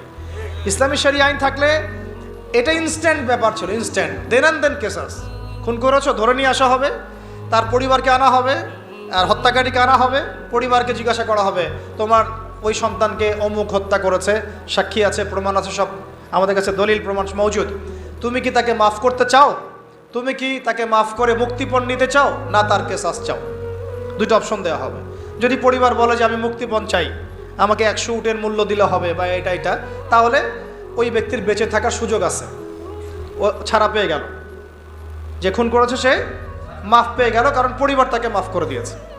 অনেক ঘটনা এমনও ঘটেছে যে হ্যাঁ আমি তাকে মাফ করব যদি সে কোরআনে হাফেজ হয়, তাহলে জেলখানায় গিয়েছে, পুরো কোরআন হিফজ করেছে, তারপর সে ছাড়া পেয়েছে। এমন ঘটনা ঘটেছে ইসলামী শরিয়ার মধ্যে। আর যদি সে বলে না আমি আমার ছেলের বিচার চাই, কেসাস চাই, যেভাবে আমার ছেলেকে হত্যা করা হয়েছে ঠিক সেইভাবে আমি তার কেসাস চাই, ওইভাবেই ইসলামী আদালত তার কেসাস বাস্তবায়ন করবে। একেবারে কোর্ট মার্শাল শেষ, এত সময় লাগে না। চুরি করেছে প্রমাণিত হলে জুমার নামাজ শেষ, চোরদেরকে সামনে রাখা হবে, চোখ বন্ধ করে চোখ বেঁধে ফেলা হবে, হাত রাখা হবে, বাকি যারা ল বাস্তবায়ন করবেন তারা থাকবেন, উপস্থিত কিছু জনতাও থাকবে। ইনস্ট্যান্ট কবজি পর্যন্ত হাত কেটে ফেলা হবে, চোরের বিধান শেষ। জনগণ দেখলো চুরি করলে এই বিধান, আরও কি চুরি বাড়বে না কমবে? নিশ্চয়ই বাড়বে। কি মনে হয় আপনাদের? জেনা করেছে, যেটা জেনা একদম কমন আমাদের সমাজে, জেনা রন্ধ্রে রন্ধ্রে ঢুকে দেওয়া হয়েছে। কি স্কুলে, কি কলেজে, কি ইউনিভার্সিটিতে খালি জেনা আর জেনা। এটার শাস্তি 100 বেত্রাঘাত, তাও জনসম্মুখে। প্রমাণিত হয় অবিবাহিত, পরকিয়া, দেবর ভাবি, শালিদুলা ভাই, চলতেছে না এগুলা? কম না বেশি বলেন? প্রচুর প্রচুর, আশঙ্কাজনক। এগুলোর বিচার হচ্ছে কোমর পর্যন্ত মাটিতে পুঁতে রজম করা, পাথর নিক্ষেপ করে হত্যা করা। আল্লাহর নবী সাল্লাল্লাহু আলাইহি ওয়াসাল্লাম নিজে এগুলো করেছেন, নিজে। তো এই সুন্নাহগুলো কোথায়? জাদুঘরে থাকবে? যদি ইসলামী রাষ্ট্র ব্যবস্থায় শরিয়া পর্যন্ত আমরা যেতে না পারি, এগুলোর বাস্তবায়ন কখনোই হবে না, কখনোই হবে না। এগুলো কোরআনেই থাকবে, হাদিসেই থাকবে, পাতার মধ্যে পড়েই থাকবে, আমরা বাস্তবায়ন করতে পারবো না। আর বাস্তবায়িত না হলে সমাজ কখনোই পাপমুক্ত এবং জুলুম মুক্ত হবে না কখনো। দেখলাম তো আমরা বিগত 50, 60, 70 বছরে যতগুলো মতবাদ আসছে, কোনো মতবাদ এই সমাজটাকে পরিপূর্ণ সংস্কার করতে পারে নাই, রাষ্ট্র সংস্কার করতে পারে নাই, এমনকি দুর্নীতি পর্যন্ত দূর করতে পারে নাই। উপর থেকে নিচ পর্যন্ত দুর্নীতিগ্রস্ত লোক দিয়ে ভর্তি আছে, উপর থেকে নিচ পর্যন্ত। কি মানে কি এমপি, কি মন্ত্রী, কি আমলা, কি বিচারক, কি এসপি, কি ডিসি, দেখবেন উপর থেকে নিচ পর্যন্ত এমন কোনো সেকশন নাই যেখানে দুর্নীতি হয় নাই। এবং এটা তারাও জানে, যারা করছে এবং করেছে। তারপরেও ওই যে আমাদের একটা গা সয়ে নেওয়া স্বভাব আছে, আমাদের জাতিগত একটা মারাত্মক স্বভাব আছে, বদ স্বভাব। সেটা হলো আমরা সব কিছুকে স্বাভাবিক করে ফেলি। একটা সময় সুদ খাইলে মানুষ লজ্জা পাইতো, এখন স্বাভাবিক হয়ে গেছে। জেনা করতো মানুষ লজ্জা পাইতো, মানুষ জানলে কি হবে, এখন ওপেন ঘুরে বেড়াচ্ছে মানুষ এগুলো। একটা সময় মদ খাইলে মানুষের চক্ষু লজ্জা কাজ করতো, এখন দেখেন মদের বোতল হাতে নিয়ে নিয়ে মানুষ ঘুরতেছে, চিপায় চুপায় মদ খাচ্ছে। একটা সময় কেউ যদি বলতো যে এটা সমকামী, ছেলে জেনা করে, মানুষ তো আটকে উঠতো, সুবহানাল্লাহ, ইন্নালিল্লাহ, নাউজুবিল্লাহ, এটা কেমন? এখন দেখেন ওরা অধিকার চাচ্ছে। কি আপনারা হাসতেছেন? LGBTQ মানে কি? LGBTQ মানে সমকামিতাকে প্রমোট করা হবে। আর যদি এই এক তাগুত গিয়ে আরেকটা তাগুত আসে, আমি 80% নিশ্চিত এটা বাস্তবায়িত হয়ে যাবে, ইল্লা মাশাআল্লাহ, ইল্লা মাশাআল্লাহ। যদি একটা তাগুতের বদলে একটা তাগুত আবার আসে, দেখবেন যে এটা খুব সহজেই সমাজে বাস্তবায়িত হয়ে গেছে। LGBTQ দেখবেন সমাজে অ্যাভেলেবেল। আপনি পাত্রী খুঁজতে যাবেন আপনার ইয়ার জন্যে, বাচ্চার জন্যে, সন্তানের জন্যে, আগে চেক করতে হবে আসলে ছেলে না মেয়ে, না মেয়ে থেকে ছেলে হয়েছে না ছেলে থেকে মেয়ে হয়েছে। এই যুগ আসতেছে সামনে, একটা একটা একটা করে দেখেন সব সয়ে নিয়েছি না আমরা। এইভাবে আমরা কিন্তু তাগুতের বিধানগুলো সয়ে নিছি। একটা জাগরণ দরকার আমাদের মধ্যে, এবং এই জাগরণটা আমি আশা করি, স্বপ্ন দেখি যে সাদা দাড়িওয়ালাদেরকে দিয়ে না হলেও কালো দাড়িওয়ালাদেরকে দিয়ে হবে ইনশাআল্লাহ। পারা যাবেন ইনশাআল্লাহ। অনেক পড়াশোনা করতে হবে, অনেক পড়াশোনা করতে হবে, সবর করতে হবে, ধৈর্য ধরতে হবে, দাওয়াতের মেহনত করতে হবে, ওলামায়ে কেরামের সোহবতে থাকতে হবে, তাদের কাছে দোয়া নিতে হবে। একদম একটা দুটা কাজ না ভাই, বহু কাজ একসাথে যখন হবে ওই পর্যায়ে যাবো ইনশাআল্লাহ। এখন আপনারা বলতে পারেন যে আমরা কেন ভাইদের মতো এইভাবে মাঠে নামি না, বা এইভাবে কেন আমরা ওইখানে গিয়ে রাষ্ট্র ক্ষমতার দিকে মানে সহিংস কোনো পদ্ধতি বেছে কেন নেই না। কারণ নবী সাল্লাল্লাহু আলাইহি ওয়াসাল্লাম আমাদেরকে এইভাবে শিক্ষা দেন নাই। আমাদেরকে প্রথমে শিক্ষা দেওয়া হয়েছে আমরা জনমত গঠন করব। কি করব? জনমত গঠন করব। সবার আগে আমরা জনগণকে বুঝাবো, তাওহীদ চিনাবো, শিরক চিনাবো, কুফর চেনাবো, তারপরে তাগুত চিনাবো, সুন্নাহ চেনাবো, নামাজি বানাবো, দাওয়াতের মেহনত চলবে, আমর বিল মারুফ চলবে, একই সাথে নাহি আনিল মুনকারও চলবে। ইসলামী রাষ্ট্র ব্যবস্থার গুরুত্ব, ফজিলত, না থাকার ক্ষতি সবার সামনে উপস্থাপন করতে হবে। একটা জামায়াত তৈরি করতে হবে, আমাদের একজন ইমাম লাগবে, আমির লাগবে। এগুলো যখন একত্রিত হবে ইনশাআল্লাহ দেখবেন বাকি কাজ হয়ে গেছে ইনশাআল্লাহ। একটা ঘটনা একটা প্রেক্ষাপটে জন্ম দেয়। কোঠা আন্দোলনের একটা ঘটনা ছিল, একটা ঘটনা, সেটা আজকে দেখেন সার্জিসদেরকে নিয়ে আসছে এই জায়গায়, নিয়ে আসে নাই? একটা ঘটনা একটা নেতৃত্বের জন্ম দেয়, একটা রেভলিউশনের জন্ম দেয়। শাপলা চত্বর ছিল একটা ঘটনা যেটা পারত বাংলাদেশে এই রাষ্ট্র ক্ষমতা ইসলামকে নিতে, কিন্তু কেন জানি আমরা পারি নাই। হয়তোবা আল্লাহ পাক আরও ভালো কোনো পদ্ধতি আমাদের জন্য রেখেছেন হয়তোবা। তবে কোনো কোনো ঘটনা আমাদের সামনে আল্লাহ পাক ঘটান যেগুলোর মধ্য দিয়ে একটা রেভলিউশন হয়ে যেতে পারে। যদি এই ভাইদেরকে নির্মমভাবে তারা এভাবে গুলি না করতো, তাহলে তারাও কিন্তু এভাবে সহিংস হতো না, আজকে এরাও কিন্তু দেশ থেকে পালাতো না। তাই না বিষয়টা? আমরা কি কেউ কল্পনাও করেছিলাম যে এভাবে 2 মাসের মধ্যে এমনটা হতে পারে? কখনো কল্পনা করা হয়নি। বরং মানুষ তো বলছিল যে এরা কখনো যাবে, এমন তো মনেই হচ্ছে না। তাই না বিষয়টা? 1 মাসের মধ্যে আল্লাহ পাক করে দেখালেন। তাই ইনশাআল্লাহ সামনেও যদি এমন কোনো ঘটনা ঘটে, যেই ঘটনা ইসলামপন্থীদের একটা ঐক্যের জন্ম দেয়, একটা লিডারশিপ নিয়ে আসে, একটা জামায়া নিয়ে আসে, একটা ইমারা নিয়ে আসে, আমরা তখন আপনাদেরকে আমাদের পাশে চাই। আর যদি আপনাদেরকে আমরা পাশে না পাই, তাহলে আমরা বুঝবো আপনারা শুধু ওয়াজ শুনেন, এক কান দিয়ে ঢোকান আর এক কান দিয়ে বের করে দেন। এইভাবে এইরকম অডিয়েন্স আমরা চাই না। আমি শুরুতে একটা কথা বলছি, ইসলামী রাষ্ট্র কায়েম করা চারটাখানি কথা না, আর এটা গরু ছাগলদেরকে দিয়ে হবে না। এটার জন্য সাহসী, বুদ্ধিদীপ্ত এবং একটা জজবাওয়ালা তরুণ প্রজন্ম দরকার। আবেগও থাকতে হবে আমাদের। অনেকে বলে যেটা আবেগী কথা না, আবেগও থাকতে হবে। কারণ অনেক সময় আবেগ মানুষকে সাহসী ভূমিকা রাখার ব্যাপারে সহায়তা করে। আমরা যদি মাঠে থাকি, মাঠ মানে আবার ফেসবুক না। আপনি 1 মাস ফেসবুক চালায়েন না, একটা পোস্টও দিয়েন না, মানুষ বলবে যে আপনি তো মাঠে নাই, আপনাকে যে হুজুর মাঠে দেখি না। মানে তাদের কাছে মাঠ মানে কি? ফেসবুক। আমি মাঠ মানে বোঝাচ্ছি ময়দান মানে এই রুট লেভেল পর্যন্ত, টপ থেকে রুট লেভেল পর্যন্ত আমাদেরকে থাকতে হবে। মসজিদে, মাদ্রাসায়, মক্তবে, সংগঠনে, অ্যাসোসিয়েশনে, এই মিটিংয়ে, সিম্পোজিয়ামে, তালিমে, দার্সে, সব জায়গায়। এটা মাঠ মানে শুধু ফেসবুক না। কথা বুঝতে পারছি ভাই? আর আমরা যদি ওই সুযোগটা আরেকবার দেই তাদেরকে, আমরা যদি এই সুযোগটা তাদেরকে আরেকবার করে দেই, নীরব থেকে হিকমতের দোহাই দিয়ে বা ভয় পেয়ে, তাহলে আমার এই কথাটা মনে রাখেন, আল্লাহর কসম, এখন হেলিকপ্টারও চড়ে ওয়াজ, আর এইখানে ওয়াজ, ওইখানে ওয়াজ, এই গাড়ি চড়া সব বন্ধ হয়ে যাবে। একটাও বাকি রাখবে না তারা, একটাকেও বাকি রাখবে না এবার, যদি তারা কেউ আসতে পারে। তাদের এর জায়গায় যদি কোনো গভর্নমেন্টও আসে, তবুও আমাদের একটাকেও বাকি রাখবে না। তাই কোনো স্পেস তাদেরকে দেওয়া যাবে না, সুযোগ নাই। এখন আমাদেরকে ওই জায়গায় যেতে হবে। আল্লাহ পাক আমাদের যাওয়ার তৌফিক দান করেন। এখন লম্বা হয়ে যাচ্ছে, আর 2টা পয়েন্ট বলে আমি শেষ করবো। ধৈর্য আছে কি? আর 3টা পয়েন্ট। একটা হচ্ছে এই রাষ্ট্র ব্যবস্থাটা আমাদের নবীজি করে দিয়ে গেছেন না যান নাই? তাহলে আমাদের সামনে নবী সাল্লাল্লাহু আলাইহি ওয়াসাল্লামের দেয়া পথ পদ্ধতি আছে কি নাই? আছে। আর আমরা একটু জানি, কয়েকটা পয়েন্ট জানি যে এটার ফজিলত কী কী হতে পারে। আমি কয়েকটা পয়েন্ট বলতেছি। দেখেন, ইসলামী রাষ্ট্র ব্যবস্থা থাকলে আমরা আল্লাহর জমিনে আল্লাহর কোরআনের আইনগুলো বাস্তবায়ন করতে পারবো, এক নাম্বার, তাই না? আর এটা কত বড় ইবাদত সেটা উলামায়ে কেরামদের কাছ থেকে জেনে নিয়ে, এটা যে কত বড় একটা ইবাদত যে আল্লাহর জমিনে আল্লাহর বিধান চলতেছে, এটার যে সামাজিক ফজিলত এটা বলে শেষ করা যাবে না। দুই নাম্বার, সমাজে আমরা সর্বপ্রথম নামাজ কায়েম করতে পারবো।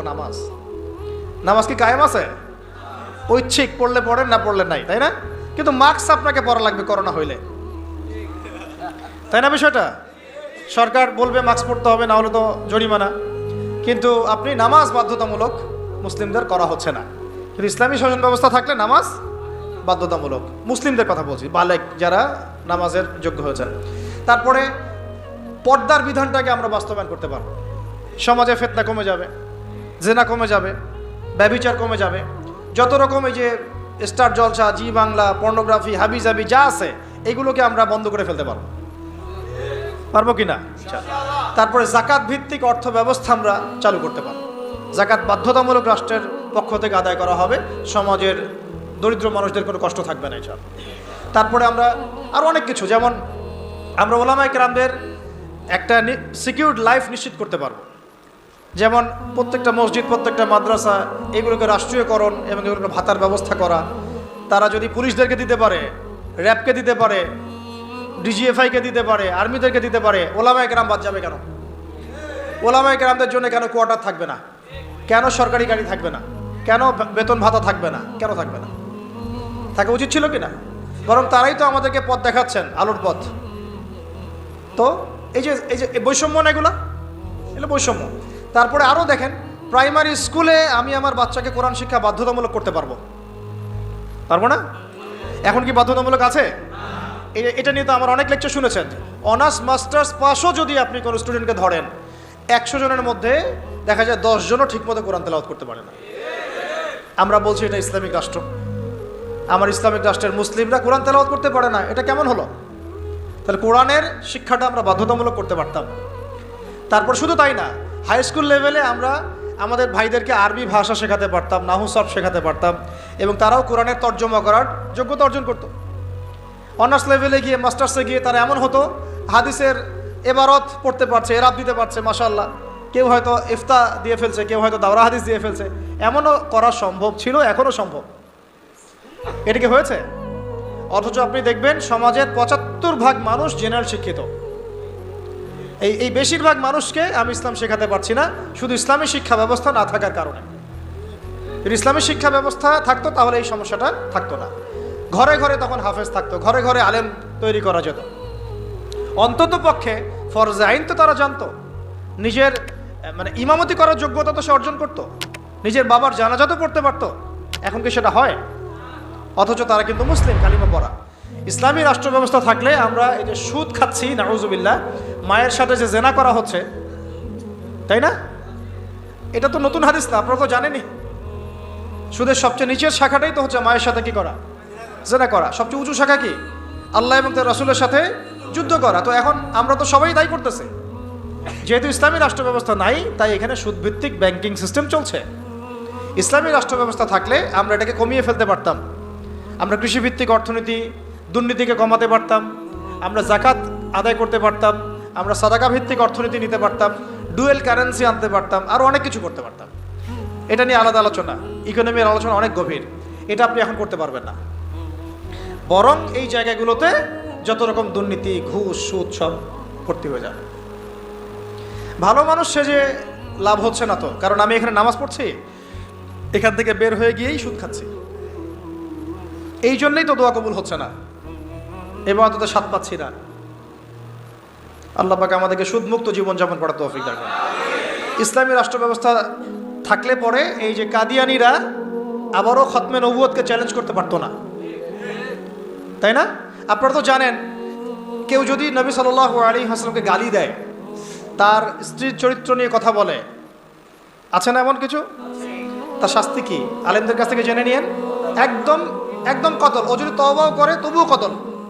তওবা করেছে তবুও শিরোচ্ছেদ করতে হবে। এর বাইরে কোনো কি নাই, কোনো দণ্ডই নাই। করতে পারবেন আপনি বাংলাদেশে? এখন পারবেন না, ইসলামী রাষ্ট্র ব্যবস্থা নাই তাই, ইসলামী রাষ্ট্র নাই তাই। বরং যদি আপনি তাদের বিরুদ্ধে কিছু বলেন বা কেউ যদি এগ্রেসিভ হয়ে নিজের হাতে দায়িত্ব তুলে নিয়ে এই কাজটা করে ফেলে, তাহলে তাকে ওই জেলে ঢুকে রেখে দিবে, যাবজ্জীবন কারাদণ্ড দিয়ে দিবে, ফাঁসি দিয়ে দিবে। অথচ সেই ব্যক্তি একজন বীর পুরুষ, যে নবী সাল্লাল্লাহু আলাইহি ওয়াসাল্লামের শানে কটূক্তিকারীকে হত্যা করেছে, ও আমাদের আগে জান্নাতে যাবে ইনশাআল্লাহ। সে হচ্ছে রসুলের প্রকৃত আশেকের রসুল। এটা আমাদের চোখে সে একজন কি অপরাধী, তাই না? এই হলো সেকুলার রাষ্ট্র এবং অনইসলামিক রাষ্ট্রের, ইসলামী রাষ্ট্র না থাকার কুফল এগুলো একটা। তো যাই হোক, এখন আপনারা জানেন শাতেম, এটাকে বলা হয় শাতেমে রসুল। তো শাতেমে রসুলের শাস্তি যদি এটা হয়, তাহলে যে নবুয়ত দাবি করতেছে ওর কি শাস্তি হয়? আপনারা বলেন তো কোনটা বড় অপরাধ? দেখি বুদ্ধি কত আপনাদের। কেউ একজন নবী সাল্লাল্লাহু আলাইহি ওয়াসাল্লামকে গালি দিচ্ছে, এটা তো মহাপাপ, বিশাল অপরাধ, হত্যাযোগ্য। আর একজন গালি দেয় নাই কিন্তু সে নিজেই নিজেকে নবী দাবি করতেছে, নবী সাল্লাল্লাহু আলাইহি ওয়াসাল্লাম। বলেন তো, তাহলে এই যে এদেরকে কয়বার ফাঁসি দেওয়া দরকার ছিল? ওরা আমাদের এখানে ব্যবসা করতেছে, ওই যে বললাম বাথরুমের বদনা থেকে শুরু কইরা আপনার বাসার বেড পর্যন্ত ওদের কোম্পানির। বিকল্প ফিকিরটা কোথায়? এদেরকে স্পেসটা কে করে দিল? তো নিশ্চয়ই মুসলিম রাষ্ট্রের প্রধান। আর মুসলিম রাষ্ট্রের যারা দায়িত্বশীল ছিল তাদেরকে রাষ্ট্র ক্ষমতায় উঠিয়েছে কারা? গরু, ছাগল, হাঁস, মুরগি, না আমরাই, নাকি জিনরা উঠাই নিয়ে গেছে ক্ষমতায়? তাহলে এই সমস্ত তাদের কৃতকর্মের সমস্ত পাপের দায়ভারের একটা অংশ আমার কাঁধে আসবে কি না কিয়ামতের মাঠে? বাস দেওয়ার জন্য প্রস্তুতি নেন। তাহলে এখন বাংলাদেশের মানুষের এটা, আমাদের দেশের মানুষের এটা হচ্ছে একটা প্রাপ্য। এই জুলুমগুলো আমাদের প্রাপ্য, কারণ আমরাই জালেমদেরকে উপরে উঠেছি। এটা আমাদের প্রাপ্য, আমরা রিজার্ভ করি এটা। আল্লাহ পাক আমাদের যে কবে মাথা খুলবেন আল্লাহই ভালো জানে। এখনো সময় আছে, চোখ খুলেন, চোখ খুলেন। এই চোখ নাই, যে এই চোখ খুলেন। কোন চোখ খুলেন? দিলের চোখ খুলেন, বোঝার চেষ্টা করেন।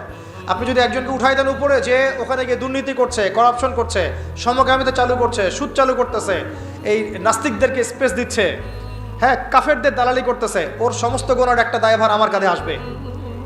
এটা তো অবশ্যই ফতোয়ার মধ্যে পাওয়া যায়, কারণ আমি তাকে সাপোর্ট করেছি, সমর্থন করেছি। কোনো কোনো সময় তো বহু দাড়ি টুপিওয়ালা তাদের দালালিও করেছে, করে নাই? তাদের পক্ষে কথা বলেছে, স্পেস দিয়েছে। পক্ষে কেন বলতে যাব? কিছু বলার নাই, অন্তত চুপ করে থাকি। মানুষ বুঝে নেবে যে আমি কেন চুপ করে আছি। মানুষ তো বুঝে কেন চুপ করে আছে, মানুষ বুঝবে। যাই হোক ভাই, ইসলামী রাষ্ট্র ব্যবস্থা থাকলে এরকম অনেক সুফল আছে। সালাত কায়েম করা যাবে, যাকাত কায়েম করা যাবে, হজ সহজ করা যাবে, সিন্ডিকেট কমায় ফেলা যাবে। রাষ্ট্র থেকে হজ করানো যায়। কিন্তু খলিফা মামুনুর রশিদের নাম শুনেছেন কিনা, এবং হারুনুর রশিদ তার নাম শুনেছেন কিনা?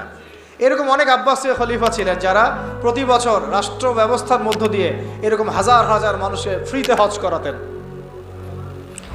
এবং হজের খরচ নিজে বহন করতেন, রাষ্ট্র দিয়ে বহন করাতেন।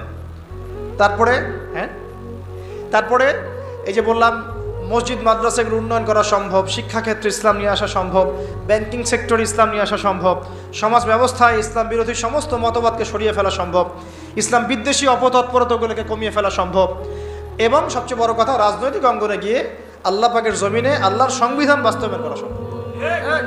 এটা সবচেয়ে বড় কাজ।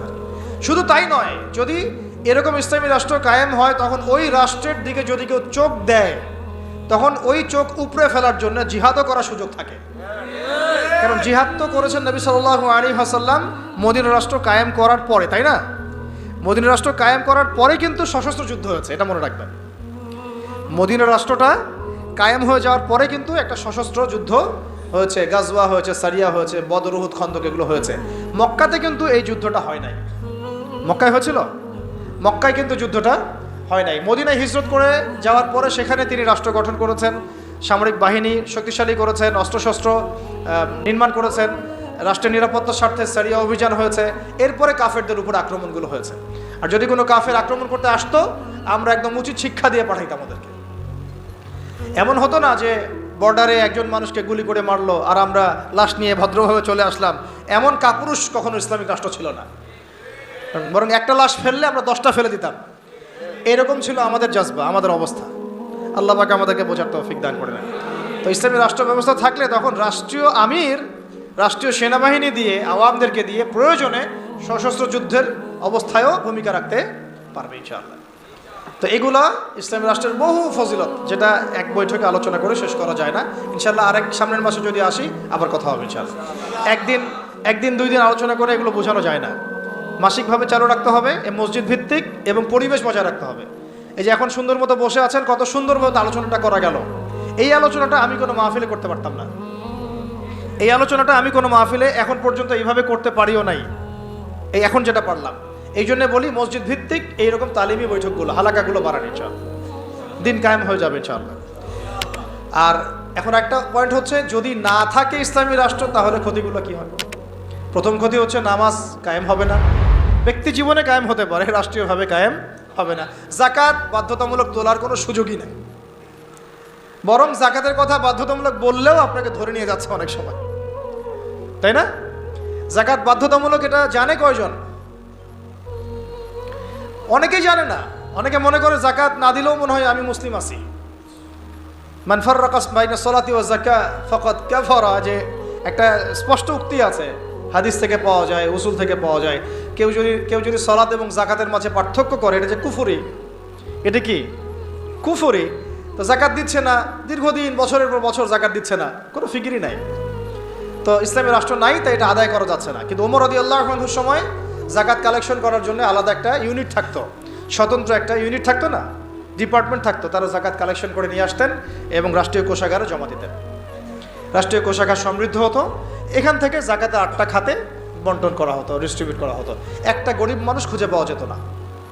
এগুলো তাত্ত্বিক কথাবার্তা নয়, দুনিয়া দেখেছে এগুলা প্র্যাকটিক্যাল, এটা বিশ্ববাসী দেখেছে প্র্যাকটিক্যাল এগুলো। এমনকি অমুসলিম যদি কেউ ক্ষতিগ্রস্ত হতো, তাকেও যাকাতের অর্থ থেকে সহায়তা করা হয়েছে, দিনের দিকে তার কলবকে ফেরানোর জন্য এটাও করা হয়েছে। তো আর অনেকে একটা প্রশ্ন করে যে ইসলামী রাষ্ট্র ব্যবস্থা আসলে কি তাহলে অমুসলিমদের অধিকার নিশ্চিত হবে না? বরং সবচেয়ে বেশি হবে ইনশাআল্লাহ। এই তথাকথিত গণতান্ত্রিক রাষ্ট্রে, তথাকথিত সেকুলার রাষ্ট্রে এই অমুসলিমদের উপর যা জুলুম হয়েছে বা হয়, এগুলোর তো অস্তিত্ব থাকবেই না, বরং অমুসলিমরা আমাদের কাছে তখন জিম্মেদারির মধ্যে থাকবে। কেউ তাদের যদি জানমালের ক্ষতি করতে চায়, তখন আমরা তাদের পক্ষ নিয়ে লড়বো ইনশাআল্লাহ। এইটা এখন কিছু কিছু অমুসলিম এই একটা মিথ্যা প্রপাগান্ডা ছড়িয়েছে, তাদের মধ্যে ইসকন কিন্তু আছে একটা। এরা মিথ্যা প্রপাগান্ডা ছড়ায় এভাবে, তারা মনে করায়, মানুষকে বুঝায় যে এটা ইসলামী রাষ্ট্র কায়েম হলে আমরা সংখ্যালঘুরা নির্যাতিত হব, আমাদেরকে মারতে আসবে, আমাদের মন্দির ভেঙে দিবে, আমাদের মূর্তি ভেঙে দিবে। কোশ্চিনকালে এমনটা হবে না। এটা একটা ভুল মেসেজ তারা জনগণকে দেয় বা বিশ্ববাসীকে দেওয়ার চেষ্টা করে। এরা প্রতারণা করছে আমাদের সাথে। বরং তাদের হাতে যদি ক্ষমতা যায়, তারা বাবরি মসজিদ ভেঙে ফেলে। বরং তাদের হাতে যদি ক্ষমতা যায়, তারাই সেই প্রাচীন ঐতিহ্যবাহী বাবরি মসজিদ ভেঙে ফেলেছে। বিগত 5 বছরে তারা এরকম প্রায় 20টা-30টা মসজিদ ভেঙে ফেলেছে, ঐতিহ্যবাহী, যেগুলো একদম 500 বছর, 600 বছর, 800 বছর পুরাতন। আমরা কি বাংলাদেশে কোনো মন্দির ভাঙছি? তাহলে যেখানে মসজিদ ভাঙা হচ্ছে, ওইখানে গিয়ে সাম্প্রদায়িক সম্প্রীতির বলিয়া ওরাও তোমরা। আমাদের দেশে এরকম কোনো ঘটনা ঘটে নাই বা পরিস্থিতি নাই যেখানে এসে বলতে হবে সংখ্যালঘু নির্যাতিত হচ্ছে। এইগুলো ধোঁকাবাজি করে। কিছু কিছু এরকম দুষ্ট অমুসলিম আছে যারা চায় না ইসলামী রাষ্ট্র ব্যবস্থা বা খেলাফা ব্যবস্থা আসুক, কিন্তু অথচ ইসলামী রাষ্ট্র ব্যবস্থা থাকলে অমুসলিমদের অধিকার সবচেয়ে আগে আমরা নিশ্চিত করবো ইনশাআল্লাহ। কারণ তারা আমাদের এখানে জিম্মেদারির মধ্যে থাকবে। জিম্মেদারি কথাটা বললাম এই কারণে, জিম্মি শব্দ তারা বুঝে না। যদি আমরা বলতাম যে অমুসলিমরা আমাদের কাছে জিম্মি হিসেবে থাকবে, তারা মনে করতো যে জিম্মি মানে বন্দি। জিম্মি মানে কি? বন্দি। এই যে আরবির অবস্থা। অথচ জিম্মি মানে হচ্ছে আমার জিম্মাদারির মধ্যে সে আছে, সে আমার দায়িত্বে আছে, আমার হেফাজতে আছে, আমার গার্ডিয়ানশিপে আছে। তার গায়ে যদি আঘাত করে, আমি সে হাত ভেঙে ফেলবো। এটা হলো জিম্মাদারি, জিম্মির ব্যাখ্যা। তারা এভাবে ভুল মেসেজ দেয়। আল্লাহ পাক আমাদেরকে সত্য চেনার বোঝার তৌফিক দান করেন। তো না থাকলে অসুবিধাগুলো হচ্ছে যে আমরা সালাত প্রতিষ্ঠা করতে পারছি না, যাকাত কায়েম করতে পারছি না, আমরা দেখা যাচ্ছে আমর বিল মারুফের কাজ করতে পারছি, শিক্ষাক্ষেত্রে হয়তো কিছু মেহনত করতে পারছি, কিন্তু নাহি আনিল মুনকারের কাজ করতে গেলে আমাদেরকে বাধা পেতে হচ্ছে। আমাদের মধ্যে তারা আবার অনেক বাতিল আকীদা ছড়ায় দিচ্ছে, আমাদের মধ্যে বিভক্তি বাড়ায় দিচ্ছে, আমাদের মধ্যে ঐক্য নষ্ট করছে, আমাদেরকে নিয়ে রাজনীতি করছে, এগুলো করছে না? কোনো কোনো ক্ষেত্রে আমাদের ওলামায়ে কেরাম থেকে গুমের শিকার হতে হচ্ছে, জুলুমের শিকার হতে হচ্ছে, জেল হচ্ছে, ফাঁসি হচ্ছে, মামলা মোকদ্দমা হচ্ছে, এরকম বহু ঘটনা ঘটছে শুধুমাত্র ইসলামী রাষ্ট্র ব্যবস্থা না থাকার কারণে। আরও বড় কথা হচ্ছে সুদ দূর করা যাচ্ছে না, ঘুষ দূর করা যাচ্ছে না, দুর্নীতি দূর করা যাচ্ছে না, করাপশন বন্ধ করা যাচ্ছে না, তারপরে না বন্ধ করা যাচ্ছে না, হুদুদগুলো কায়েম করা যাচ্ছে না, ব্যভিচার বন্ধ করা যাচ্ছে না, পর্নোগ্রাফি বন্ধ করা যাচ্ছে না। সমাজের যত জাহালাতের শেকড় আছে এগুলোকে শেকড় থেকে উপড়ায় ফেলা যাচ্ছে না, শুধু ডালপালা কাটা যাচ্ছে। এই ডালটা কাটা যাচ্ছে, হয়তো এটা কাটা যাচ্ছে, কিন্তু শেকড় থেকেই যাচ্ছে। তো আমরা কি শেকড়টা উপড়ে ফেলা বুদ্ধিমানের কাজ, নাকি ডালপালা ছাটানো বুদ্ধিমানের কাজ? শেকড় উপড়ে ফেলতে হলে আমাদেরকে ওই রাষ্ট্র ব্যবস্থা দিকে যেতে হবে, তাহলে ইনশাল্লাহ আমরা গোড়ার থেকে সংস্কার করতে পারবো ইনশাল্লাহ। আর শেষ পয়েন্টটা হচ্ছে আমরা এটা করব কিভাবে, সিরাতের আদলে আমি একবার বলেছি। তো করার জন্য আমাদের আসলে ব্যক্তিগত পর্যায় থেকে শুরু করে সবার কিছু কাজ আছে। সেই কাজগুলো কি কি, এই কাজগুলো একটু মুখস্থ করেন। এক নাম্বার হচ্ছে যে আমাদের সবাইকে প্রথমত দিনের শরঈ ইলম অর্জন করতে হবে। দিনের ইলম অর্জন করতে হবে। ইলম ছাড়া আমরা আসলে কিছুই করতে পারবো না। এবং ইলমটা আংশিক ইলম অর্জন করলে চলবে না, একটা পরিপূর্ণ ইলম আমাকে অর্জন করার চেষ্টা করতে হবে। এটা একদিনের বিষয় নয়, লেগে থাকতে হবে, সবর করতে হবে, ধৈর্য ধরতে হবে, আদব বজায় রাখতে হবে, আখলাক ঠিক রাখতে হবে, ওলামায়ে কেরামের সোহবত লাগবে, এই বিষয়গুলো দরকার আছে। তারপরে ইনশাল্লাহ আমরা আলেম না হতে পারলেও তালেবে ইলম হব ইনশাল্লাহ। সবাইকেই তালেবে ইলম হইতে হবে, এক নম্বর। দুই নম্বর হচ্ছে শুধুমাত্র তাত্ত্বিক কথাবার্তা নয়, বরং আমলে নিজেকে প্রমাণ করতে হবে। আমলটাতে নিজেকে প্রমাণ করতে হবে। আর আমলের ক্ষেত্রে একবারে বেশি বোঝা চাপিয়ে না নিয়ে অল্প অল্প করে আস্তে আস্তে সামনে আগানো, আল্লাহ তৌফিক দান করে নেন। তিন নম্বর হচ্ছে রিজিক হালাল করে ফেলতে হবে। হারাম রিজিকের মানুষদেরকে দিয়ে দিন কায়েম সম্ভব হবে না, ঠিক আছে? তিন নম্বর, যত রকম সুদ ঘুষ আর এই এনজিও যেগুলো আছে এগুলো থেকে নাম কাটায় ফেলেন, আল্লাহর রাস্তায় নাম কাটায় ফেলেন। চার নম্বর হচ্ছে যে আমরা সৎ কাজে আদেশ করি, মাশাআল্লাহ, এটা তো আমাদের মধ্যে চালু আছেই, তাবলীগের মেহনত চালু আছে, সব ঠিক আছে।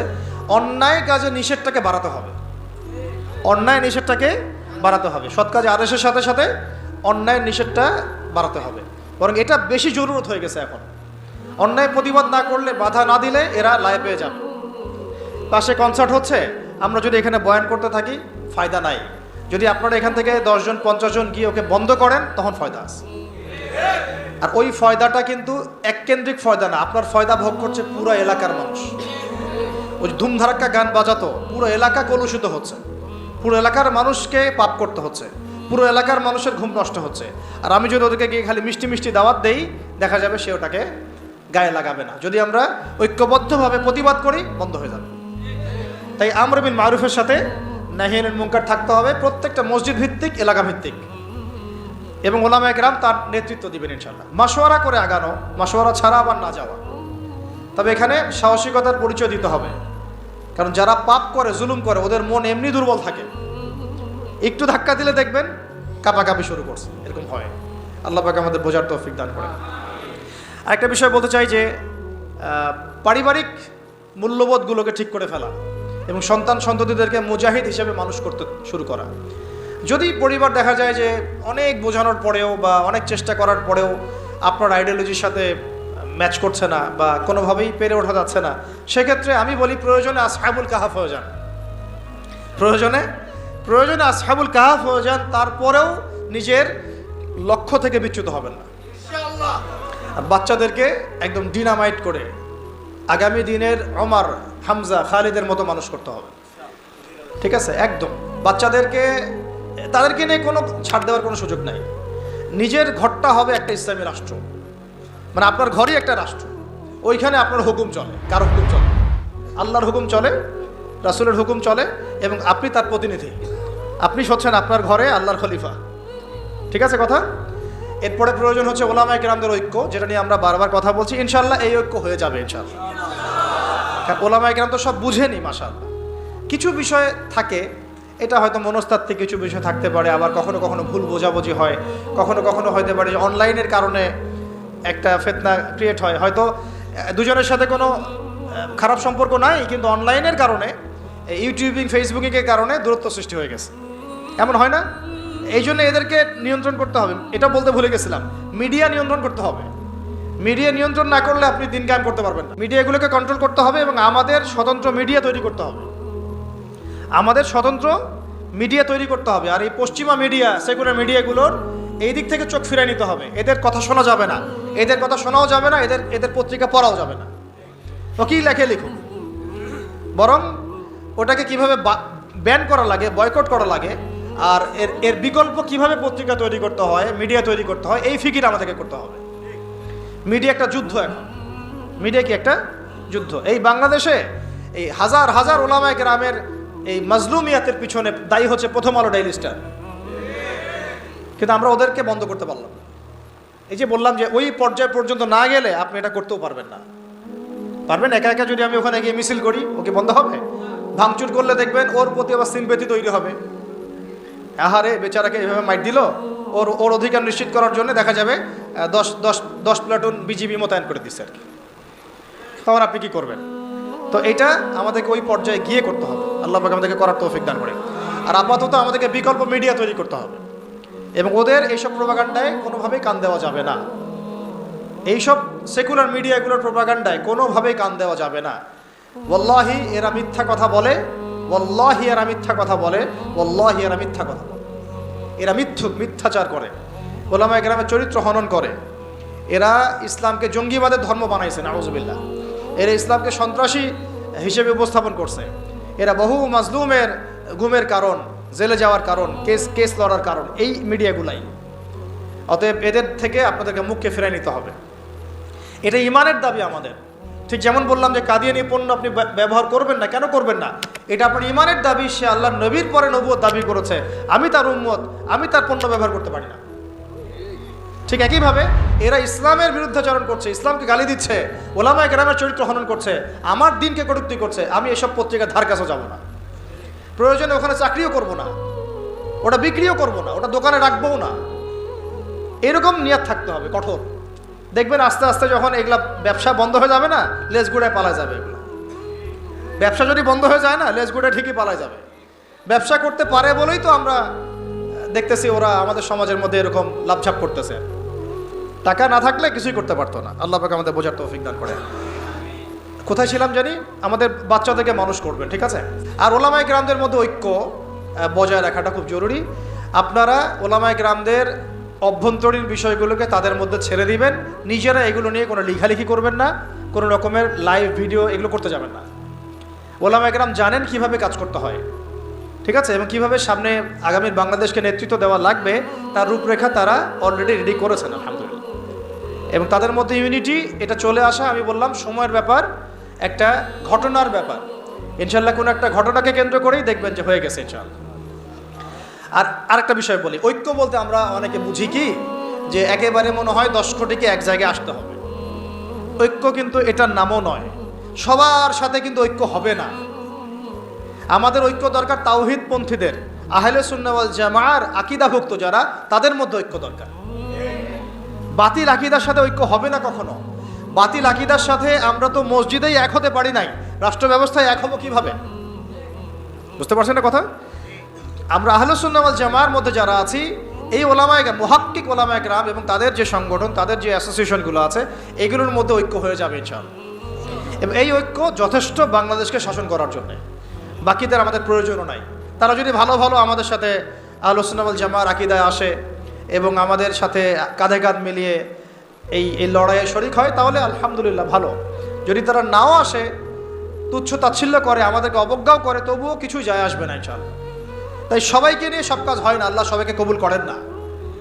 তা আমাদের জরুরত নাই যে সবাইকেই আমাদেরকে একসাথে নিয়েই তারপরে আগাইতে হবে, নট নেসেসারি, এবং এটা হবেও না। ঐক্য এভাবে হয় না। ঐক্য হবে হকপন্থী মানুষদের মধ্যে। হকপন্থী মানুষদের মধ্যে যেন বিভক্তি না হয়, এইটা হবে আমাদের একটা উদ্দেশ্য আর কি। আমরা যেন এটাকে না বাড়াই, মানে বিভক্তি আর না বাড়াই। আর আল্লাহর ওয়াস্তে ওলামায়ে কেরামদেরকে আমি আমার পক্ষ থেকে আর কি, আমার জায়গা থেকে বিনয়ের সাথে এটা আর কি মাশওয়ারা বলেন, ছোট ভাই হিসেবে পরামর্শই বলেন, আমরা যদি তাগুতকে, ফ্যাসিস্টদেরকে আরও একবার চান্স দেই, আমি আপনাদেরকে এনশিওর করতেছি না থাকবে আমাদের দেহ আর না থাকবে আমাদের কল্যাণ। অতএব বৃহত্তর স্বার্থে এখন আমাদের সমস্ত ক্ষুদ্রতর স্বার্থগুলা বিসর্জন দেওয়া লাগবে। আল্লাহ পাক আমাদের সবাইকে তৌফিক দান করে দেন। আর এর সাথে লাগবে আপনাদের এই তরুণ প্রজন্মের একটা সাহসী ঈমানদীপ্ত অবস্থান। আমরা ওলামা কেরামদের সাথে আপনাদেরকে পাশে চাই। আমরা সবাই আমাদের যার যার জান মাল সময় শ্রম দিয়ে আল্লাহর রাস্তার দাওয়াতে থাকবো, আল্লাহর পথে জিহাদে থাকবো ইনশাআল্লাহ।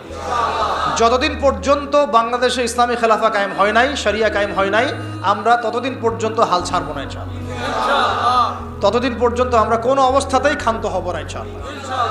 আর যদি ইনশাআল্লাহ হয়েও যায়, তারপরেও আমাদের কাজ শেষ হয়ে যাবে না, বরং কাজ তখন থেকে শুরু হবে ইনশাআল্লাহ।